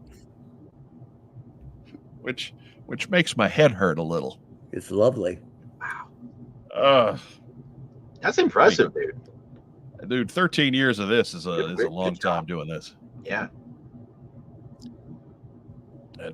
Anyways, not to sprain my arm, patting myself on the back here, but this show brought to you by Barry Horowitz. Yeah. Anyway. Anyhow. And one more bit from the Hasbro PulseCon event. A hint for next year in the hunt for the mass device with no other details given. Rack Time Rob, the challenge I'll give you here. In this picture, who's the dude in the white T-shirt down by the left? What's up with that guy? Is that like Torpedo in his civvies? Probably. Anyways, it's Casual Friday apparently. I'm expecting him. I'm expecting him to give us some kind of funny answer, and he gives us the real one. Thanks for that, Rack Time Rob. I think it's fine. It's the Carvel delivery guy. What do you want? Hey! I was gonna say it's Tubbs after Miami Vice went off the air, but Philip Michael Thomas for the win. Well, would he also come with a crocodile? I guess be an alligator. Yeah, that's fair. Dr. Luke Talbot. So I believe the only thing that was said about Hunt for Mass Device was that Tony said it would be an exclusive line. I'm going to guess that that's just the theme instead of Tiger Force going forward, or instead of Night Force, with various specific retailers. But there's a lot of opportunities in the Hunt for the Mass Device. I personally, I wouldn't mind seeing this be what they do with the retro line for next year. And that was kind of where my mind went, was that it'd be more of a retro thing. Right, because it makes more sense to put out a Zap looking like that or a Flash that looks like that, and say, oh, this is how they looked back in 1983 in the cartoon. So that's going to be retro versions of those guys. Dude, But they could do build a figure with the mass device and just make the last piece of it really scarce and hard to find. It's gonna be amazing. There you go. Mark Weber, what do you think for real on the hunt for the mass device? What do you think's up here? I mean, at least replacing any one of the exclusive lines, or even all of them, is fine with me. Even though I do like the Night Force, was always partial to Night Force, but I hate Tiger Force. Right, the sooner we can be done with Tiger Force, the better. So if I gotta lose Night Force to kill Tiger Force, I'm okay with it, because I think I would like all of this. So, Rack Time Rob, what do you think? I'm kind of hoping it's not an exclusive, because those have suddenly become really, really hard to get again. Yeah, distribution on some of these is, particularly with Walmart. God, I hope it's not a Walmart exclusive. right. Oh, Walmart will never see it. I forget it. Right. That's just, they're awful. Target eventually gets the stuff that we're looking for, but by that point, I've already ordered it from online. So, Yeah. And they cancel your pre-orders. So sometimes. Haven't ordered a Target exclusive from Target in a while. I'm anxious about that sort of thing. me neither. I order it from the Irizarry brothers. Right. If we get that lucky. Yeah. But Mark, have we passed this one to you yet? I kind of chimed in on my own. I think it's All going to be like a retro carded thing. You know, if not that, I'll go with Plan B. Build a vehicle mass device. They'll give us 4 or 5 boxed figures, and each one will have a component of the mass device, just like back in the day. That's my backup guess. But past that, we have no idea. We have no inside knowledge. It'll end up being talk. like super. Here's the thing, right? Like we've got this image. Look how huge the mass device is. Right. It's enormous. We won't get that. If we get a mass device, it's going to be tiny. We'll get it in scale with with what the mass device was for the 50th anniversary line. I mean, I'll play Sun Devil's advocate here. They could make that thing 90% hollow, right? Right. Oh yeah. Just So be a mold with some paint apps. Still gotta, like, if it's ever going to be on a shelf. There's no getting around the size of it. But if it was a build-a-figure kind of thing, and you split those parts all over the place, maybe. But next news item. Do jazz. WKCUR. KRCU Night Breeze. Ooh, nice. We're at that point. It's 11 p.m. Yeah, it is. It's time for the Night Breeze. One of the other guys who worked that shift on a different night his last name was Vance. I won't give his first name, but he actually did bill himself as Sir Vance-a-lot. Ooh. On the air. And of course, I was picking up for him one night, and I could not stop laughing. I just broke live mics in the room, and I was dying. I felt bad for he was a good dude. I don't want to make it sound like he was, but wow, I was not prepared, and it may have ended a friendship. Anyways, Skybound's got some books tomorrow. And they never changed the work on the Image website, so I just went with it. Destro 4, written by Dan Waters, pencils by Andre Bresson and Adriano Lucas. Rated O for obscured. That's Chameleon, by the way. That is happening tomorrow. Rack Time Rob, what do you think of the Destro book? I you know what? I'm just digging all of its backstabbing glory.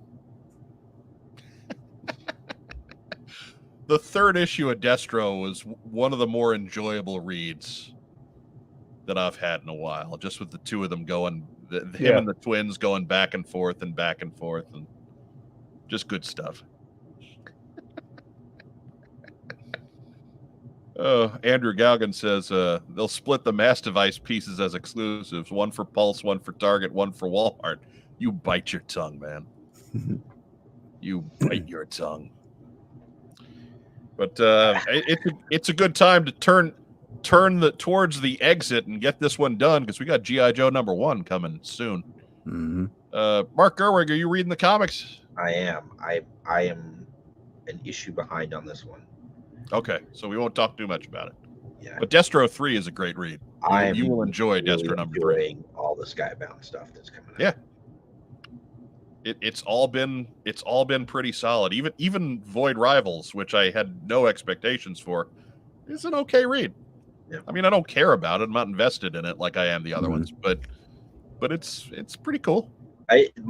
Honestly, like, my biggest issue is that there's so few pages of story in comic books now. Right. Like, you read them so fast. Right. There's only 15 pages, and the rest is ads, and is what it is. The story's been great so far.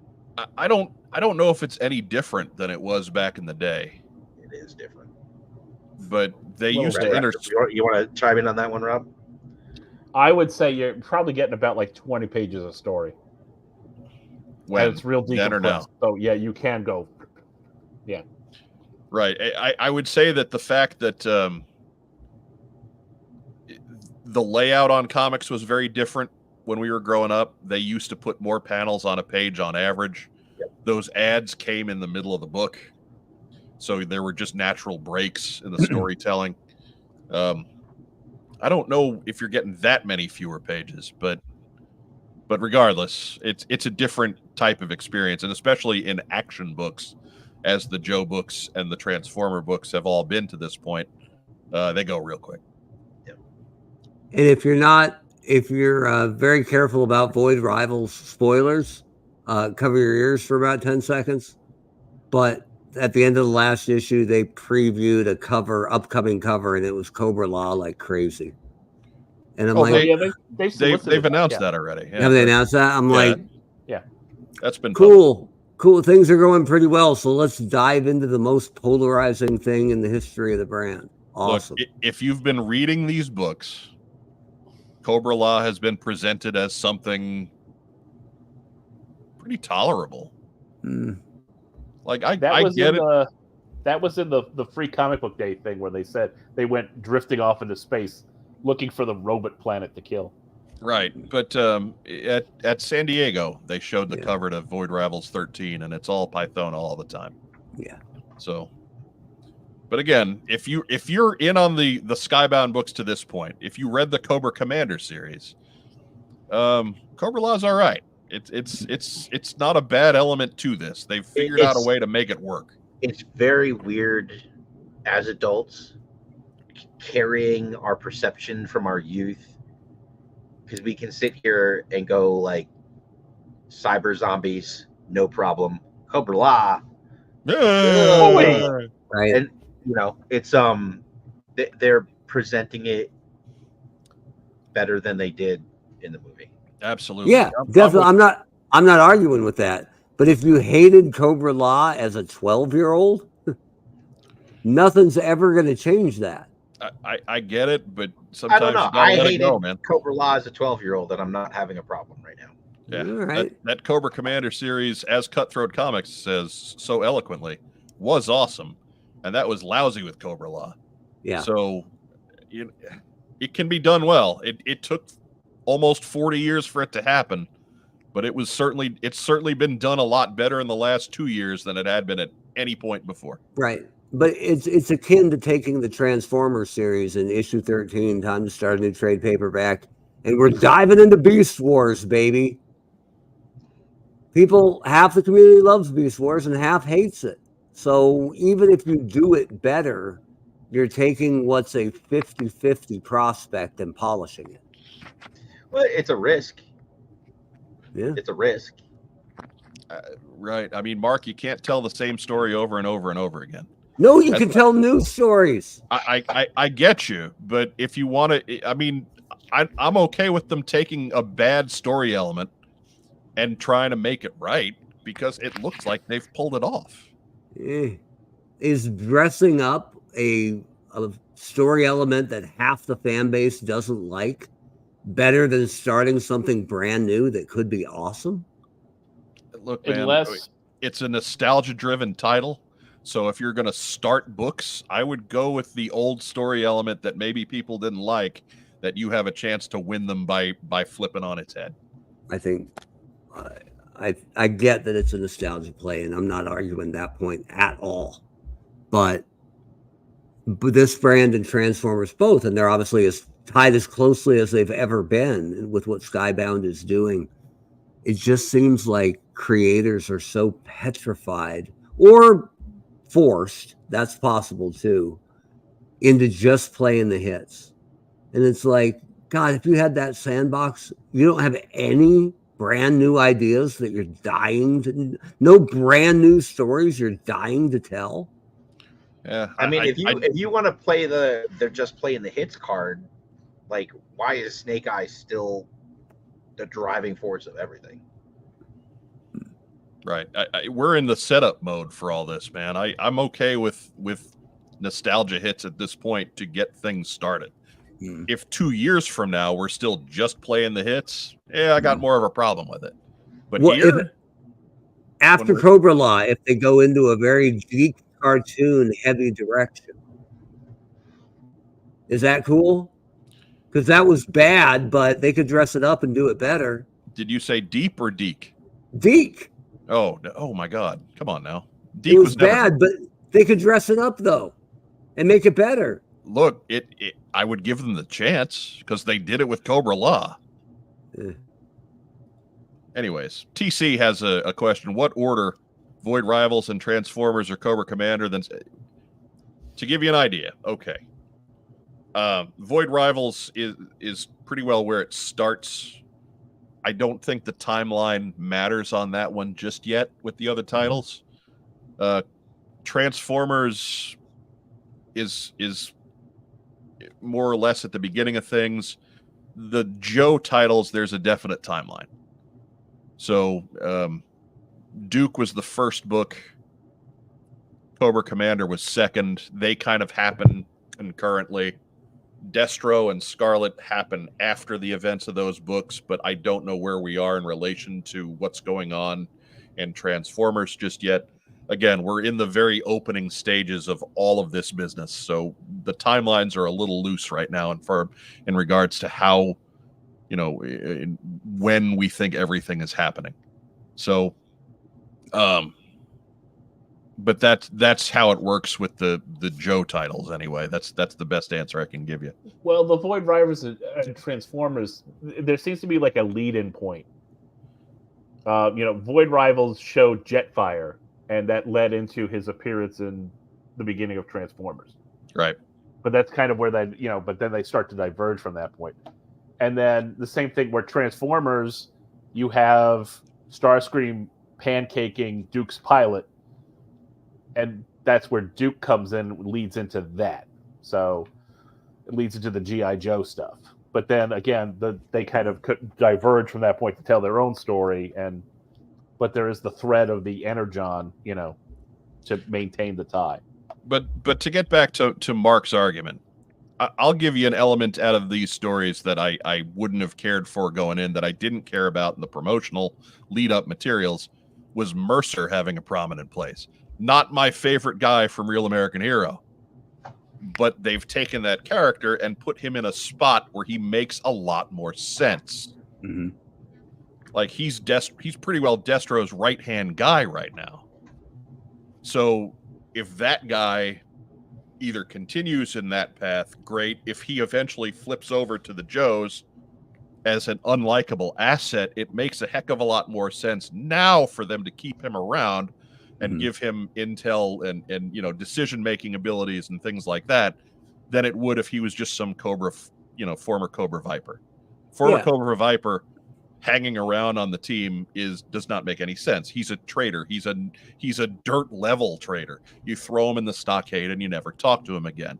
But a dude who was Destro's right-hand man at the beginning, that guy you keep around as an asset. So you're arguing that sort of thing for Cobra Law. I'll throw the Mercer thing back at you. They made Mercer work for me. Yeah, and I think that's a valid point for you, because your dislike of Mercer is well known, right? Well, but Mercer is to the 18 fans that listen to us regularly. Yes. Yeah, the good 18 though. But Mercer is pretty universally popular. Yeah. You not liking Mercer is a bit of an aberration, and that's fine. You don't have to like, who the public likes. But Mercer is kind of like Fast Draw, a guy who was more popular than he definitely should have been. So whereas Cobra Law is pretty much I've always believed, pretty much a 50-50 thing. Oh, 50-50. Some people dug it, some people hated it. 50-50 is probably being generous. Could be. But yeah. what I'm saying is if they can take the worst story, one of the worst storytelling elements in the entire run for me, and get it turned around, then I'm gonna believe they can continue to do it with Cobra Law and tell good stories with that setting. So long as it doesn't need to be the main focus at any time. They're gonna take their turn as the villain of the week. I'm sure they might get dealt with in the early stages of G.I. Joe. We don't know. We have to let it unfold. But just the fact that they're involved in this universe is not just an immediate turnoff. I like what Skybound's doing, and I'm willing to give them the benefit of the doubt. But I think that's surprising and maybe disappointing to me, to go, we're really going to dress up Cobra Law and take it in a different direction, rather than just doing something new. Why are we afraid of new? Look, a lot of times I'll agree with that, but this is the community that doesn't like new, for sure. We're in the building stage. We can do new at this point next year. That's fair. Again, that my feelings on this today are not necessarily going to be my feelings on it 18 months from now. So let me throw that out there for you too. Like, there's going to come a point when just straight up all the nostalgia reworked into a new origin isn't going to work anymore. So it's got an expiration date. I'll give you that. But for right now, I don't mind it, because at least they're doing creative things with the stuff that we think we've seen before. Okay.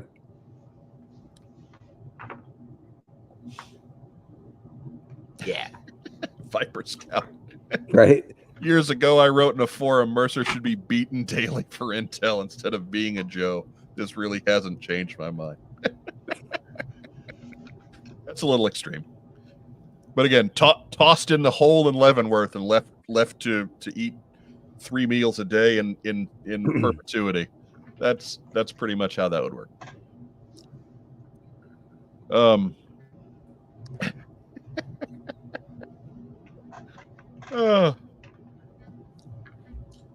Dave McDonald says Storm Shadow is a low-level trader. He didn't have any direct reports, but you go ahead and try and kill Storm Shadow. You go ahead. You go ahead and try and lock that fella up. Go on. He also had an in.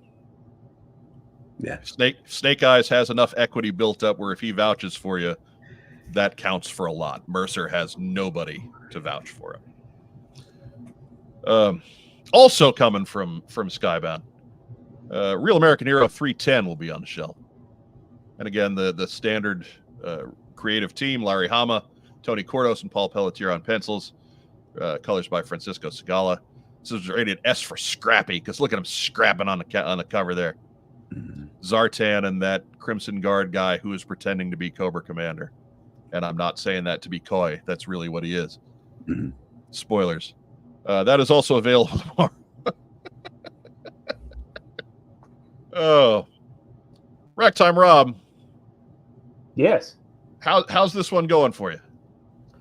It's going pretty well. Like I said, this is a book that I think got a shot in the arm shifting over to Skybound.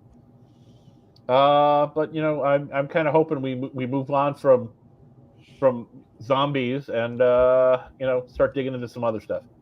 Right. I'm about ready for the end game to get going on this one. and hopefully that's going to happen here in these 310, 311, 312, because that should be the end of a second trade paperback. God, it's cynical that I'm talking about storytelling that way. That's how it's done. But that's how it's done, right? These days, anyway. Yeah, and so yeah, I'm ready to move on, but I'm happy that we've got the it's a perfectly fine road for now. But I do want to chime in that I really like this cover. This looks like something we would have gotten back when back in the day. Yeah. Yeah, it's a good point. Like a Mike one of those Mike Zeck covers. Yeah, no, that's good. That is good work. It's really good work. And I believe that's isn't that, I think it's Paul Pelletier did that cover. No, I can kind of make out the a little bit of signature there. It looks like it's Andy Kubert. Okay. Who's been I thought it was Andrew Wildman. No one looks like they're constipated. So No one's got crazy eyebrows. Except me.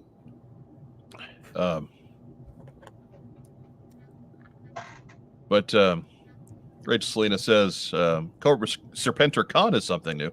Good. I hope they keep him around. yeah, I could just stand it to be either not zombie or not cyborg or not both. G.I. Joe is a world that works without super powered villains for the most part. So let's get past that. It's okay for this story. I don't need it to become a consistent thing. And Serpentor Khan is new, like the new Snake Eyes is new, right? Well, here's a new character dressed up in the old character stuff. You'll love him. Well, I mean, new Snake Eyes is Snake Eyes. Mm. He talks now. They regenerated a body for him because nobody dies in comics. Yeah. So, but that's like saying Throwdown or Don Moreno is a brand new character.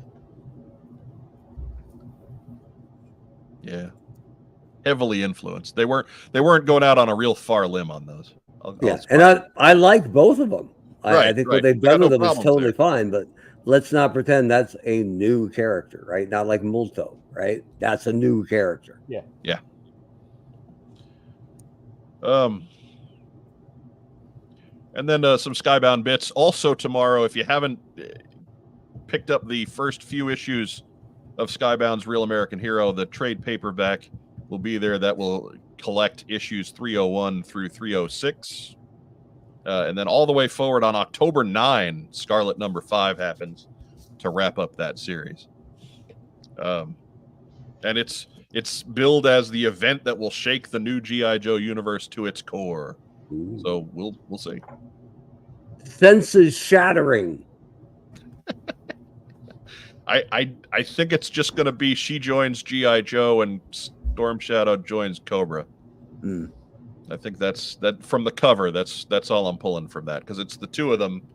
They're not facing off to fight. They're just kind of facing opposite directions, looking 1,000 yards off into the distance.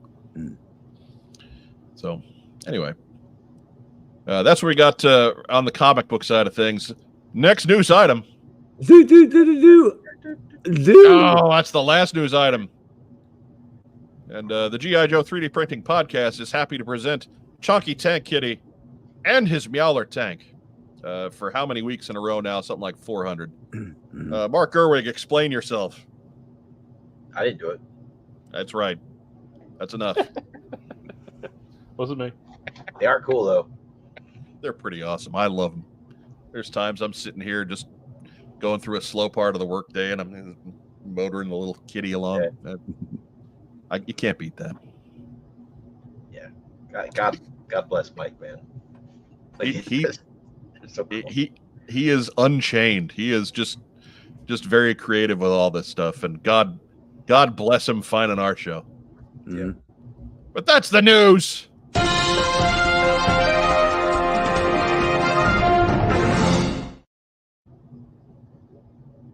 Right back after a quick word from our friends at Coco Toys. We buy, sell, and trade vintage and modern toys.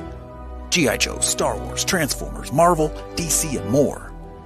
Located in beautiful downtown Kokomo, Indiana, we are open every Wednesday through Saturday from 12 to 5. It's a theme park of nostalgia. Join the thousands of people who have traveled from all over the Midwest for over a decade to buy and sell with us. Get your geek on.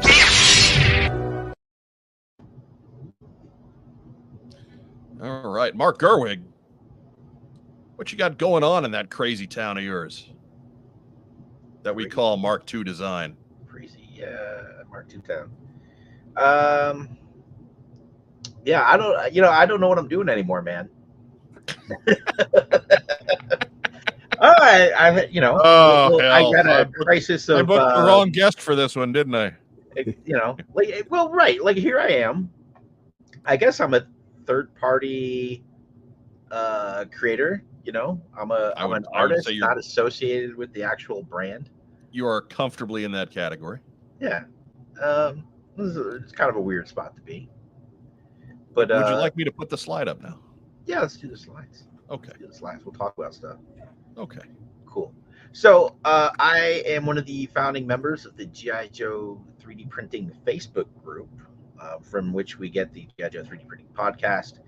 And one of the guys who created the actual physical 3D printed Chunky Tank Kitty with the Meowler tank, within the last week or so, is starting kind of a group project within the group, and it is for the Desert Patrol Vehicle, or DPV.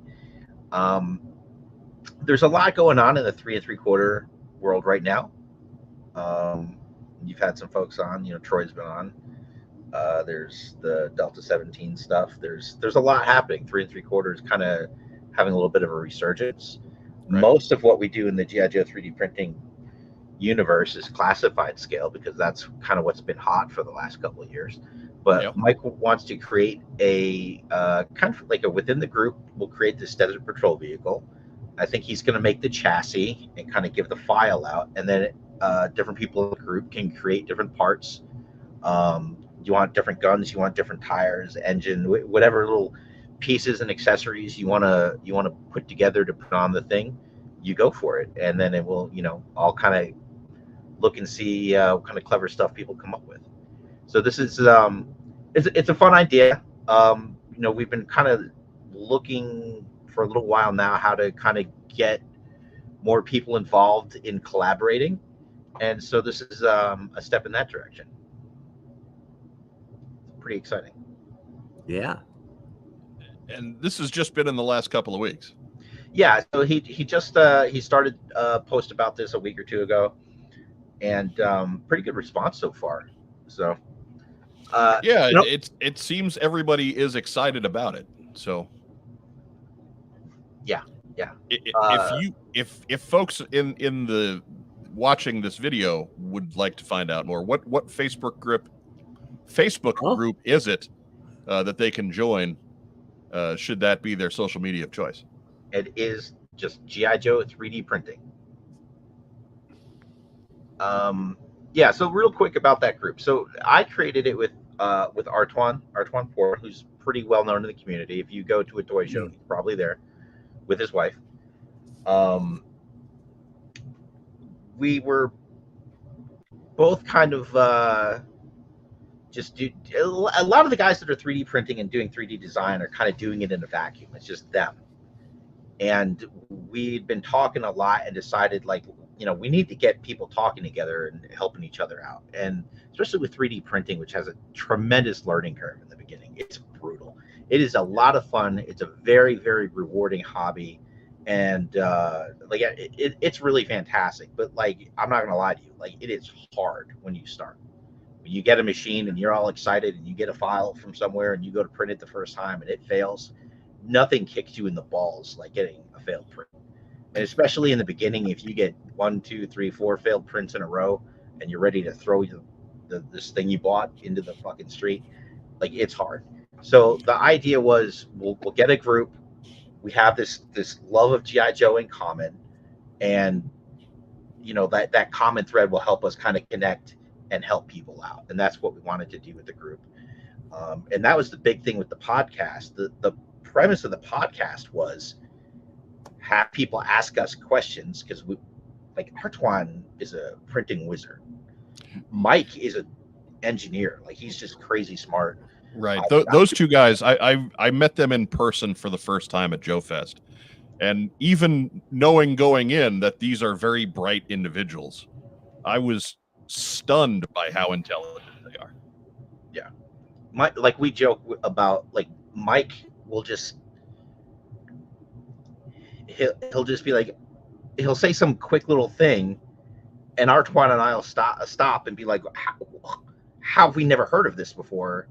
He just drops these nuggets of gold on us all the time.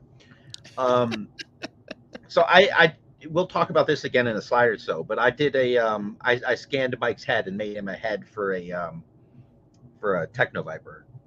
And before I sent it to him, I showed it to Artwan to see what he thought. And Artwan's response was, I expected to start giving me good advice on 3D printing and giving me tips. But the premise of the podcast was really like, let's get newcomers in here and we can help talk them through whatever problems they're having. And I think people are kind of still a little shy about asking for help. And a lot of the people that get into 3D printing have a similar mindset where they like problem solving and they like figuring things out on their own. But it's hard, man. 3D printing, when you're first starting out and you don't know the language, it's very hard. Now, a lot of the 3D printing groups that exist, if you take a specific machine, there is at least one group for that machine, and maybe multiple groups for that machine. But if you go there and you ask a basic, simple, I just got this machine question, they tear you apart. Why didn't you do a search through the comments? Blah, blah, blah, blah, blah. And like, we wanted to make a safe, welcoming place for newcomers to ask questions. That was the impetus of the G.I. Joe 3D printing group. Right. And so many times those groups, they have the mentality that we all used to have on the PHP boards a decade ago. And Facebook groups just maybe more. But Facebook groups have never worked that way. Yep. They're horrible at keeping track of information. Sometimes you'll have an entire thread of things that just gets eaten by the Facebook mods and nobody's ever told anything about it. Yeah. So yeah, it's just not there. And then everybody's a know-it-all. There's very little decorum in a lot of these groups. Honestly, you wonder why I'm not seeing a whole lot in G.I. Joe Facebook groups. Mm-hmm. Well, that's kind of why. It's when you show up to help somebody, and then you have 5 other people shouting you down with wrong information. It's just the worst feeling in the world. Yeah, and it's hard too with something like this because, like I said, if you don't know the language, right? Right. Like, hey, there's this part over here, and I needed to do something with this other thing. If you don't even know how to ask the question, like that makes it tough. Right. Yeah. And finding environments where that is, where you get that help asking the question and then help with the answer they're difficult to find. Yeah. Mm-hmm. My current job was kind of like that. So, how far along would you say Michael is with the core vehicle there, the base? I don't know. This really just started within the last week. So this is the first time we've tried to do a real community project like this. So we'll kind of see how it goes. But interest is high. There's some people in this group that are so talented. Like, it's going to be pretty cool to see what the results of this are. Yeah, I joined it because I want to look at pictures. Mm-hmm. I don't know anything about anything with 3D printing. And that's cool, man. Like, a lot of the people, they put a lot of time and effort into creating these projects, and they like to show it off. So, yeah, voyeurs are absolutely welcome in the group. Dude, I know nothing about 3D printing, and I'm in the group just to troll. Yeah, that sounds right. I haven't done that before. Generally, I'm a positive presence online, but I'm here to mess shit up. Yep. that seems on brand for you. And my name, yeah, I changed my login name. I'm Rob Irizarry /Dragon. So it's also on brand. There you go. Gonna be a good time. What did you list your homepage as in that one? alt.black.com/helicopters. Yeah. And my first 3 posts on 3 different topics were the exact same, all caps, one word, lame. I'm getting the hang of it. I think I might be a natural. Or noob? I figure I'll get Rob banned within a week. It's fine. I mean, you banned Rob in 5 minutes, so. Right, but that's because he was hanging out with Nazi robots. We can't be having that. No. Hey. One, don't get us demonetized. Oh, sorry. 2, They were cyber zombies. Were they Russian? I forget what it was. It was bad. no, you're correct. They were Okay. Historically German. There you go. I should have said that. Something And like that's- something like that's not fair to Germans either, but they're not watching, so it's okay. No, well, I'm historically German, so that's fine. But yeah, that's why I panicked. And it was not that the Eternal Baseball podcast is pulling in thousands of people every night, but that was early on, man. We had like 4 people Right. watching, and I banned a quarter of them. Right. I think that night great. you kicked half the viewing audience. Yeah, it was amazing. The And power then was the other half was the one that you were intending to kick. Yeah. right. Was the bot. Yep. I think Rob sent me a note and was like, "Hey, man, you got some trouble in the chat," and then I banned him. Yeah. Threw the hammer at him. That's it. Terrible. Mark, is it time for slide number 2? Let's go to slide number 2. Ooh. See how far we can stretch that one out. Ooh, I went too far. There's slide number 2. Scans. Okay, so I just kind of wanted to advertise this a little bit because I'm That's terrible fine. at advertising. So coming up at Joe Lanta at the end of the month, and then again at Assembly Required in November, I'll be doing head scans. So long story short, you come over to my booth, you give me a bunch of money, I will take my phone and I will scan your head. I will then take that, do a whole bunch of processing, and scale it down. And you tell me what figure you want your head on, and I will make that figure fit. No, I'll make the head fit that figure. Preferably G.I. Joe or Action Force. If it's some bizarre thing, like I had a guy do like a McFarlane Doom Eternal figure, and it was like that was a pain in the ass. But it did it. So I do want to point out that this is a figure that Chris Scott of Grindhouse Toys and I collaborated on for Carson, who's a huge fan of Falcon. Mhm. And so I did Carson's head, and then Chris painted this up for me. So this is Greg Augustin picked that one out on you. Yeah, that is Carson. I have an unfinished one here. Like if you know Carson, like Let me get you in the big window here. Hang on. yeah. So this is one I started painting, and then I talked to Chris. I'm like, hey, you're better at this. How about you paint it? And he was like, yeah, no. So yeah, he doesn't have pupils. No, but he's saving up for them. Right. Yeah. It's zombie Carson. That's fine. Or he's just rolling his eyes at our bad Dude, joke. the painted one is astounding, right? It looks, the only way it could look more like him is if he had his dog with him, right? Like, Right. Yeah, it turned out really good. it's Good. really good. So, but it's it does take me multiple hours per head. It's not scanning isn't what you think it is. Scanning's a pain in the ass. But yeah, it is pretty cool when you give one of these things to somebody and they kind of their jaw drops a little bit. And you can't believe how much it looks like them. So I will tell you this. Like I did this at Joe Fest, not this year, but the year before. I got, I think, way more than I expected, and I had worked out a process on how I was gonna do these heads, and then. Like after the first 3 customers I had, I realized that process wasn't going to work because I wasn't expecting, hey, can you give me different glasses? Hey, can you put this brand sunglasses on me? Long hair that comes down their front and ponytails and pigtails and big long goatees. And there was just there were factors I hadn't anticipated. So like I got home from that and then had to refigure out what my process was going to be. So the first round of heads I did that summer were I delivered pretty late on most of them, honestly.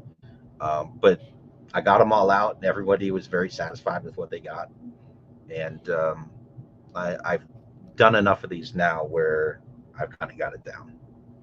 So yeah, good stuff. So if you're interested in having a head that really looks like your head on whatever figure you want, come see me at Joe Lanta or Assembly Required. And I've done 12-inch, I've done 3 3/4,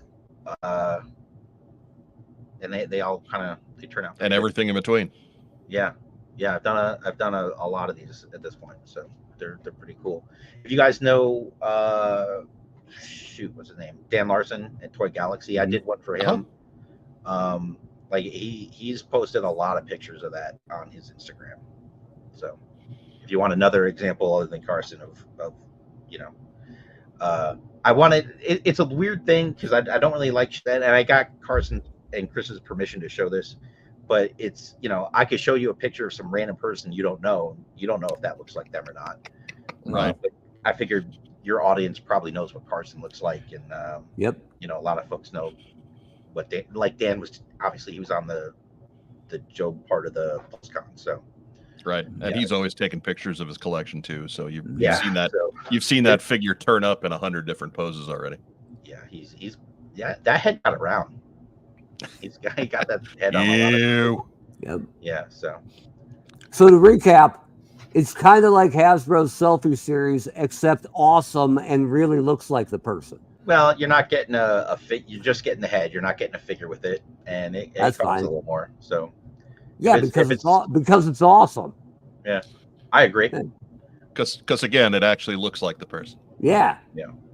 Not like the selfie series, which is like No. if one guy got ate a bunch of donuts and got puffy, and then they put a weird hair piece on him that doesn't actually look like your hair. That was kind of the selfie series. And then melted it like a crayon for about 10 seconds. Now you're good. Everyone's anytime this comes up, they're gonna they bring up the selfie series thing. Right. But I will tip my hat to Hasbro on that one. That was a risk. It was something that hadn't been done before. I like that I very much appreciate that they tried. Right. I respect that they did it. Isn't quite there. Yeah, I respect that they did it and they put some real effort into it. But we're allowed to laugh at the failures. Come on now. Yeah. I respect that they stopped doing it. Right. Sure. They basically had to figure out how to mass produce customization. Right. So they had a handful of different head sizes and shapes, and then when you did that scan with the app, basically what it did is it captured the image, and then they inkjetted that onto the head that most closest. Yeah. So it was a great attempt. I was more upset that you couldn't pick the figure you wanted. Like if you're a G.I. Joe guy and you want it, guess what? You're Snake Eyes now. Yeah. I'd rather be a Steel Corps or some kind of army. I'd rather be a Cobra Trooper. Right. And I never got one, but from what I'm told, those heads, you couldn't just like pop them onto some other thing. They had like the ball joint was different, so like you were stuck with it on the figure you got. Yeah. Right. Which is dumb. Yeah. Yeah. That was the part of it that seemed a little. I don't want to say petty, but kind of petty. Yeah, and I don't know if there was a reason for it, but like, what? You're already charging Maybe $75. I don't want to be. I don't want to be the Mandalorian. I'd rather be a stormtrooper. Oh well. Right. Yeah. So we've got your Etsy store up on the screen. Etsy. So this is another way you can give me your money. I've got Mark II Design on Etsy, and I sell 3D prints. If you're a printer, I will also sell some STL files on there. And then there's the turret Mark Weber bought. I remember I don't usually look at names or anything when orders come in. I just sort of pack and print the label and off it goes. but I saw your name and I'm like, no. Oh yeah. Oh yeah. I was very surprised. Yeah. Because well, by and large, I think the Vamp is a really good vehicle, right? Yeah. But the Canon is trash, even if it was brand new. I'm not saying because it wasn't like the old one, it's bad. It's just rickety and pieced together, and it's just not good. So I was all over this, right? And it makes what's already a very good vehicle just chef's kiss cherry. I cannot recommend that Vamp turret any higher than I already have. Thank you. I appreciate it. I have you know, I want things to be good. I don't want people to be disappointed with anything. At the end of the day, 3D printing is not injection molding. It is not the same. The things are not going to handle kids playing with them like an actual injection molded toy will. You know, what I tell people is this stuff is for display, not play. But yeah, like that turret. My big thing was because a bunch of people were, as soon as they said the Vamp's coming, a bunch of people were going to make this turret. I think I'm the only one that has it where the guns actually move. Mm-hmm. Yep. And my biggest problem with it is and there's nothing I can do about it. There's I have it right here. No. At the end of the day, again, let me get you in the big window. Hang on. This little nubbin. The big window. All I've got to connect to. Yeah, there's one more time. That little nubbin right there. That's all I've got to connect that turret to, and it's not a whole lot. No. So I made this thing. I'm like, it's pretty cool, and I was just like, I don't know, like, I don't think if you grab that little lever and try to get the guns to work, I don't think it'll stay on. And I was like, I don't think I want to sell this, but people were pretty vocal about me getting those out there. So.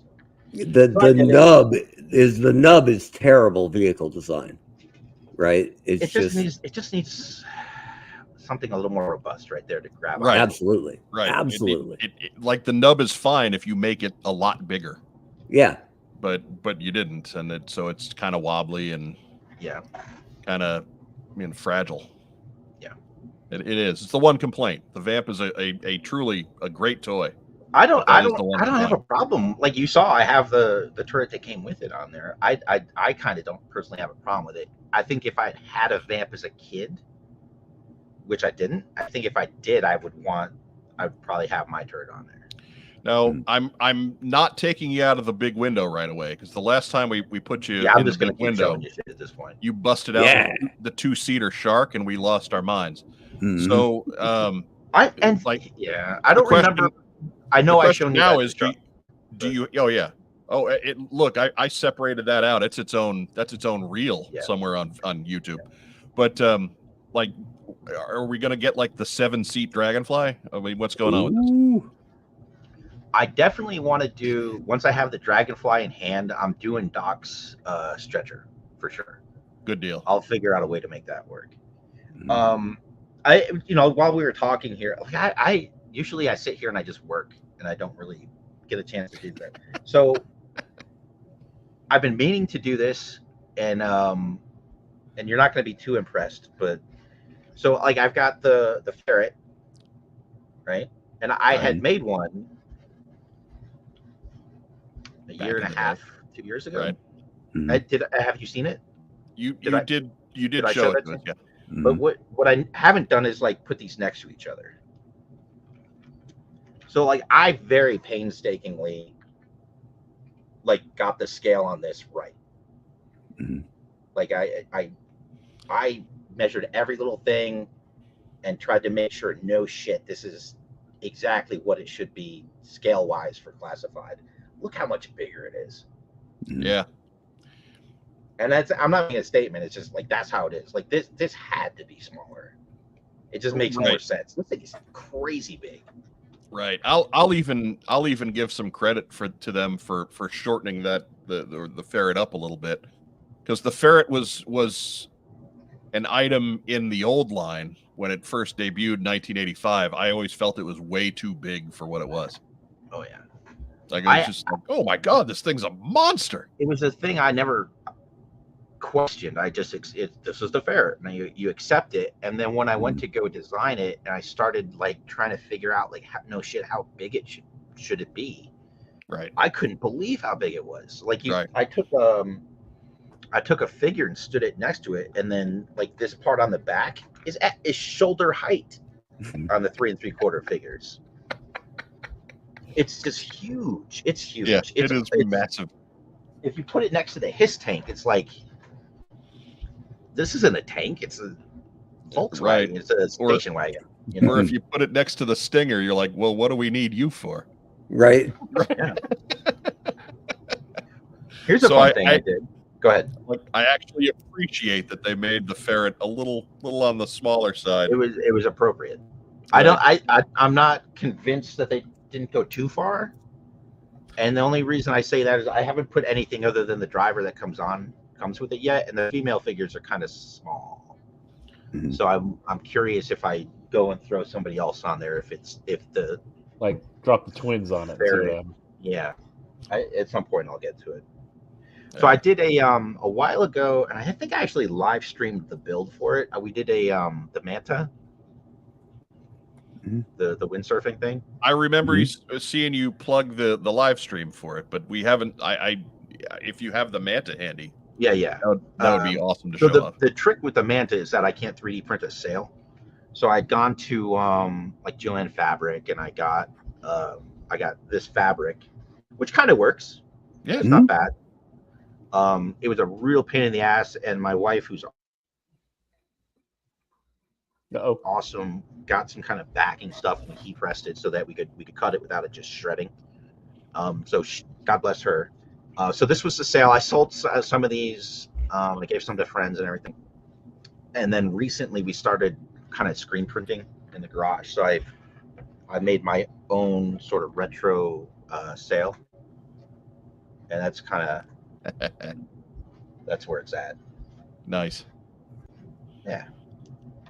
Hey, off topic but related. What was it like being the only guy in Joanne's Fabrics? There was an older guy there. Honestly, I was shocked. And he was a retired Marine, and he and I had a conversation. Yeah. Wow. Okay. Both pulled up with our Bronze Star license plates, like, oh, hey. Yeah. I gotta assume, and I almost said retired Marine and got slapped. I gotta assume an old Marine in Joanne's Fabric is just cruising for ass. I think he was there with his wife. See, it worked. Yeah. I think he was just doing what he was told. By choice. I understand. By Like, you're choice. not all. I'm telling you what happened, but like, Yeah. that would have been my guess as well. He was there, Right. looking for somebody that wanted to go do some day drinking. Yeah. Yeah. Dude, when I'm 75, I'm going straight to Joanne's Fabric just to see what's Yeah. up. Yeah. You can find those ladies that cut the fabric for you. Yep. I'm gonna stop myself right there. Yeah, it's fair enough. Yeah. Real quick, so we can just put the slides to bed, Mark. Your Patreon. Okay, so I have a Patreon. So because I'm an artist and I don't make enough money, I have a Patreon where you can support me. Yeah. Long story we know how short, that goes. I'm a freelance 3D artist and toy designer now. So sometimes you've got plenty of work, and then sometimes you have no work. So in the meantime, I'm gonna keep on making stuff. So I've got a Patreon.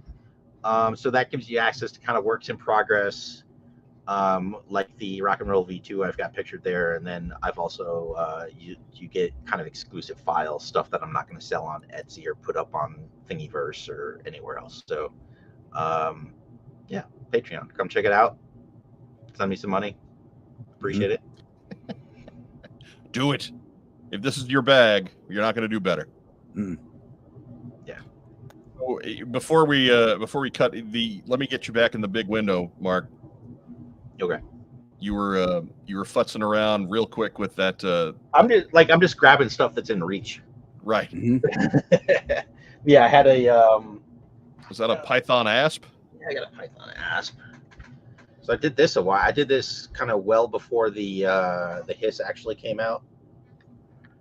I had, and I didn't have the Python asp, but I had the asp, and I printed a few of them as well. Right. But I liked the potential for the paint. So I don't. You can probably tell. Like I got more of a snakeskin thing going on with the paint on this. Yeah. Yeah, as opposed to just the straight grid.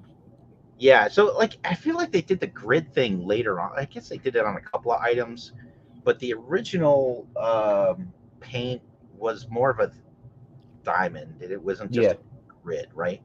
And it looked cool, and the intention was snake scales. So I took that and kind of ran with it for this. Looks great. Yeah, so it really does. What's lovely though is this is way too high for the actual hiss now that we have it. So I have to at some point I'll get around to redesigning the back end of this so it can actually clip onto the back of the hiss. And now that you've got a hiss, you know, you can use that to scale out your own Python hiss. Yeah. We'll go with that, right? Yeah. It's a project. Keeps you busy. What else is floating around here? So something I don't have a good picture to show you. At some point, I did this. I took the WWE Wreckin' Rampage rig and I made a Pork Chop Express, right? It's outstanding.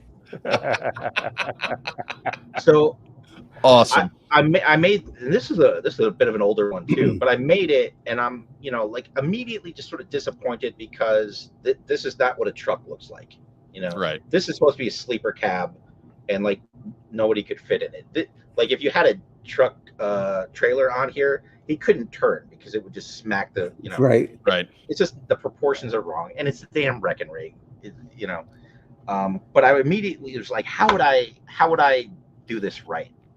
I would have to saw this in half and create an extension and do all this stuff. And so now I'm like 90% done with that. Yeah. It's in my garage, like with wet paint on it right now. Yeah, unless you like scaled up like a masked rhino or something. Yeah. Right. And so that's the other thing that's on the list, right? Like, so once, if the Pork Chop Express I'm doing stretched out works, then I'll apply all that stuff and do a rhino next. I bought like 5 of these things. They hit clearance. So I'm like, shit. And I bought like 5. Right. I'm in. Right. So sometimes the inspiration hits and then the clearance tag hits with it. That's a tough one to ignore. That's slick. Oh. Yeah. But the actual Pork Chop Express, that lights aren't sticking off the grill like that. They're on top of the yeah, they're in the so like in the that whatever was you call I it, the wheel well. designed and printed those and glued them on, and that was a pain in the ass. So that's coming. Nice. It's so bad. So and so we've got the Rizvani back here, right? Mm-hmm. That thing is scaled correct, or at least real damn close, right? Yeah. Like this is a semi truck made for 7-inch figures. It's smaller than that. Yeah. That thing's impressive. Not to toot Bob's horn too much, but I'm very impressed with that thing. Like it's Mark's already got a pretty big head up there, so don't swell it up too much. Oh, I did the my claim to fame on this is I did the 240 Bravo. So I did this. Nice. I don't, not even the arm even. It's just the can, the bullets, and the gun. That's my contribution. All right, we got to cut you off there. We got to get these people out of here, Mark. Yeah. Save no some for next time. We'll have you back, I promise. Yeah. I'll make some more shit. Dude, that's everybody's part when Mark comes on, is when he starts rustling around under the camera. And then he's like, hey, check it out. It's a Megaforce flying motorcycle. And you're like, right. It's our numbers have not tailed off since he started doing that. Normally around this time, we start losing folks. We're not losing folks right now.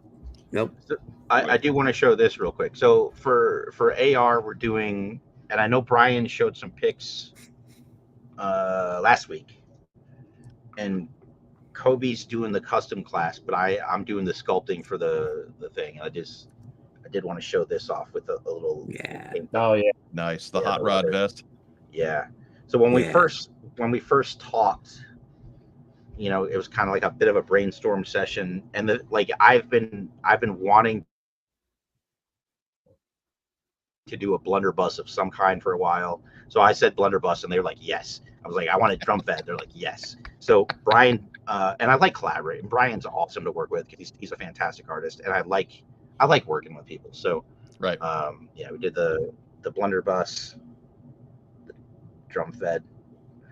Just ridiculous, and I love it. Yeah. And then initially I wanted to do a tactical jean jacket, but everyone was like, it's Piper, it's got to be a leather jacket. I'm like, okay, yeah.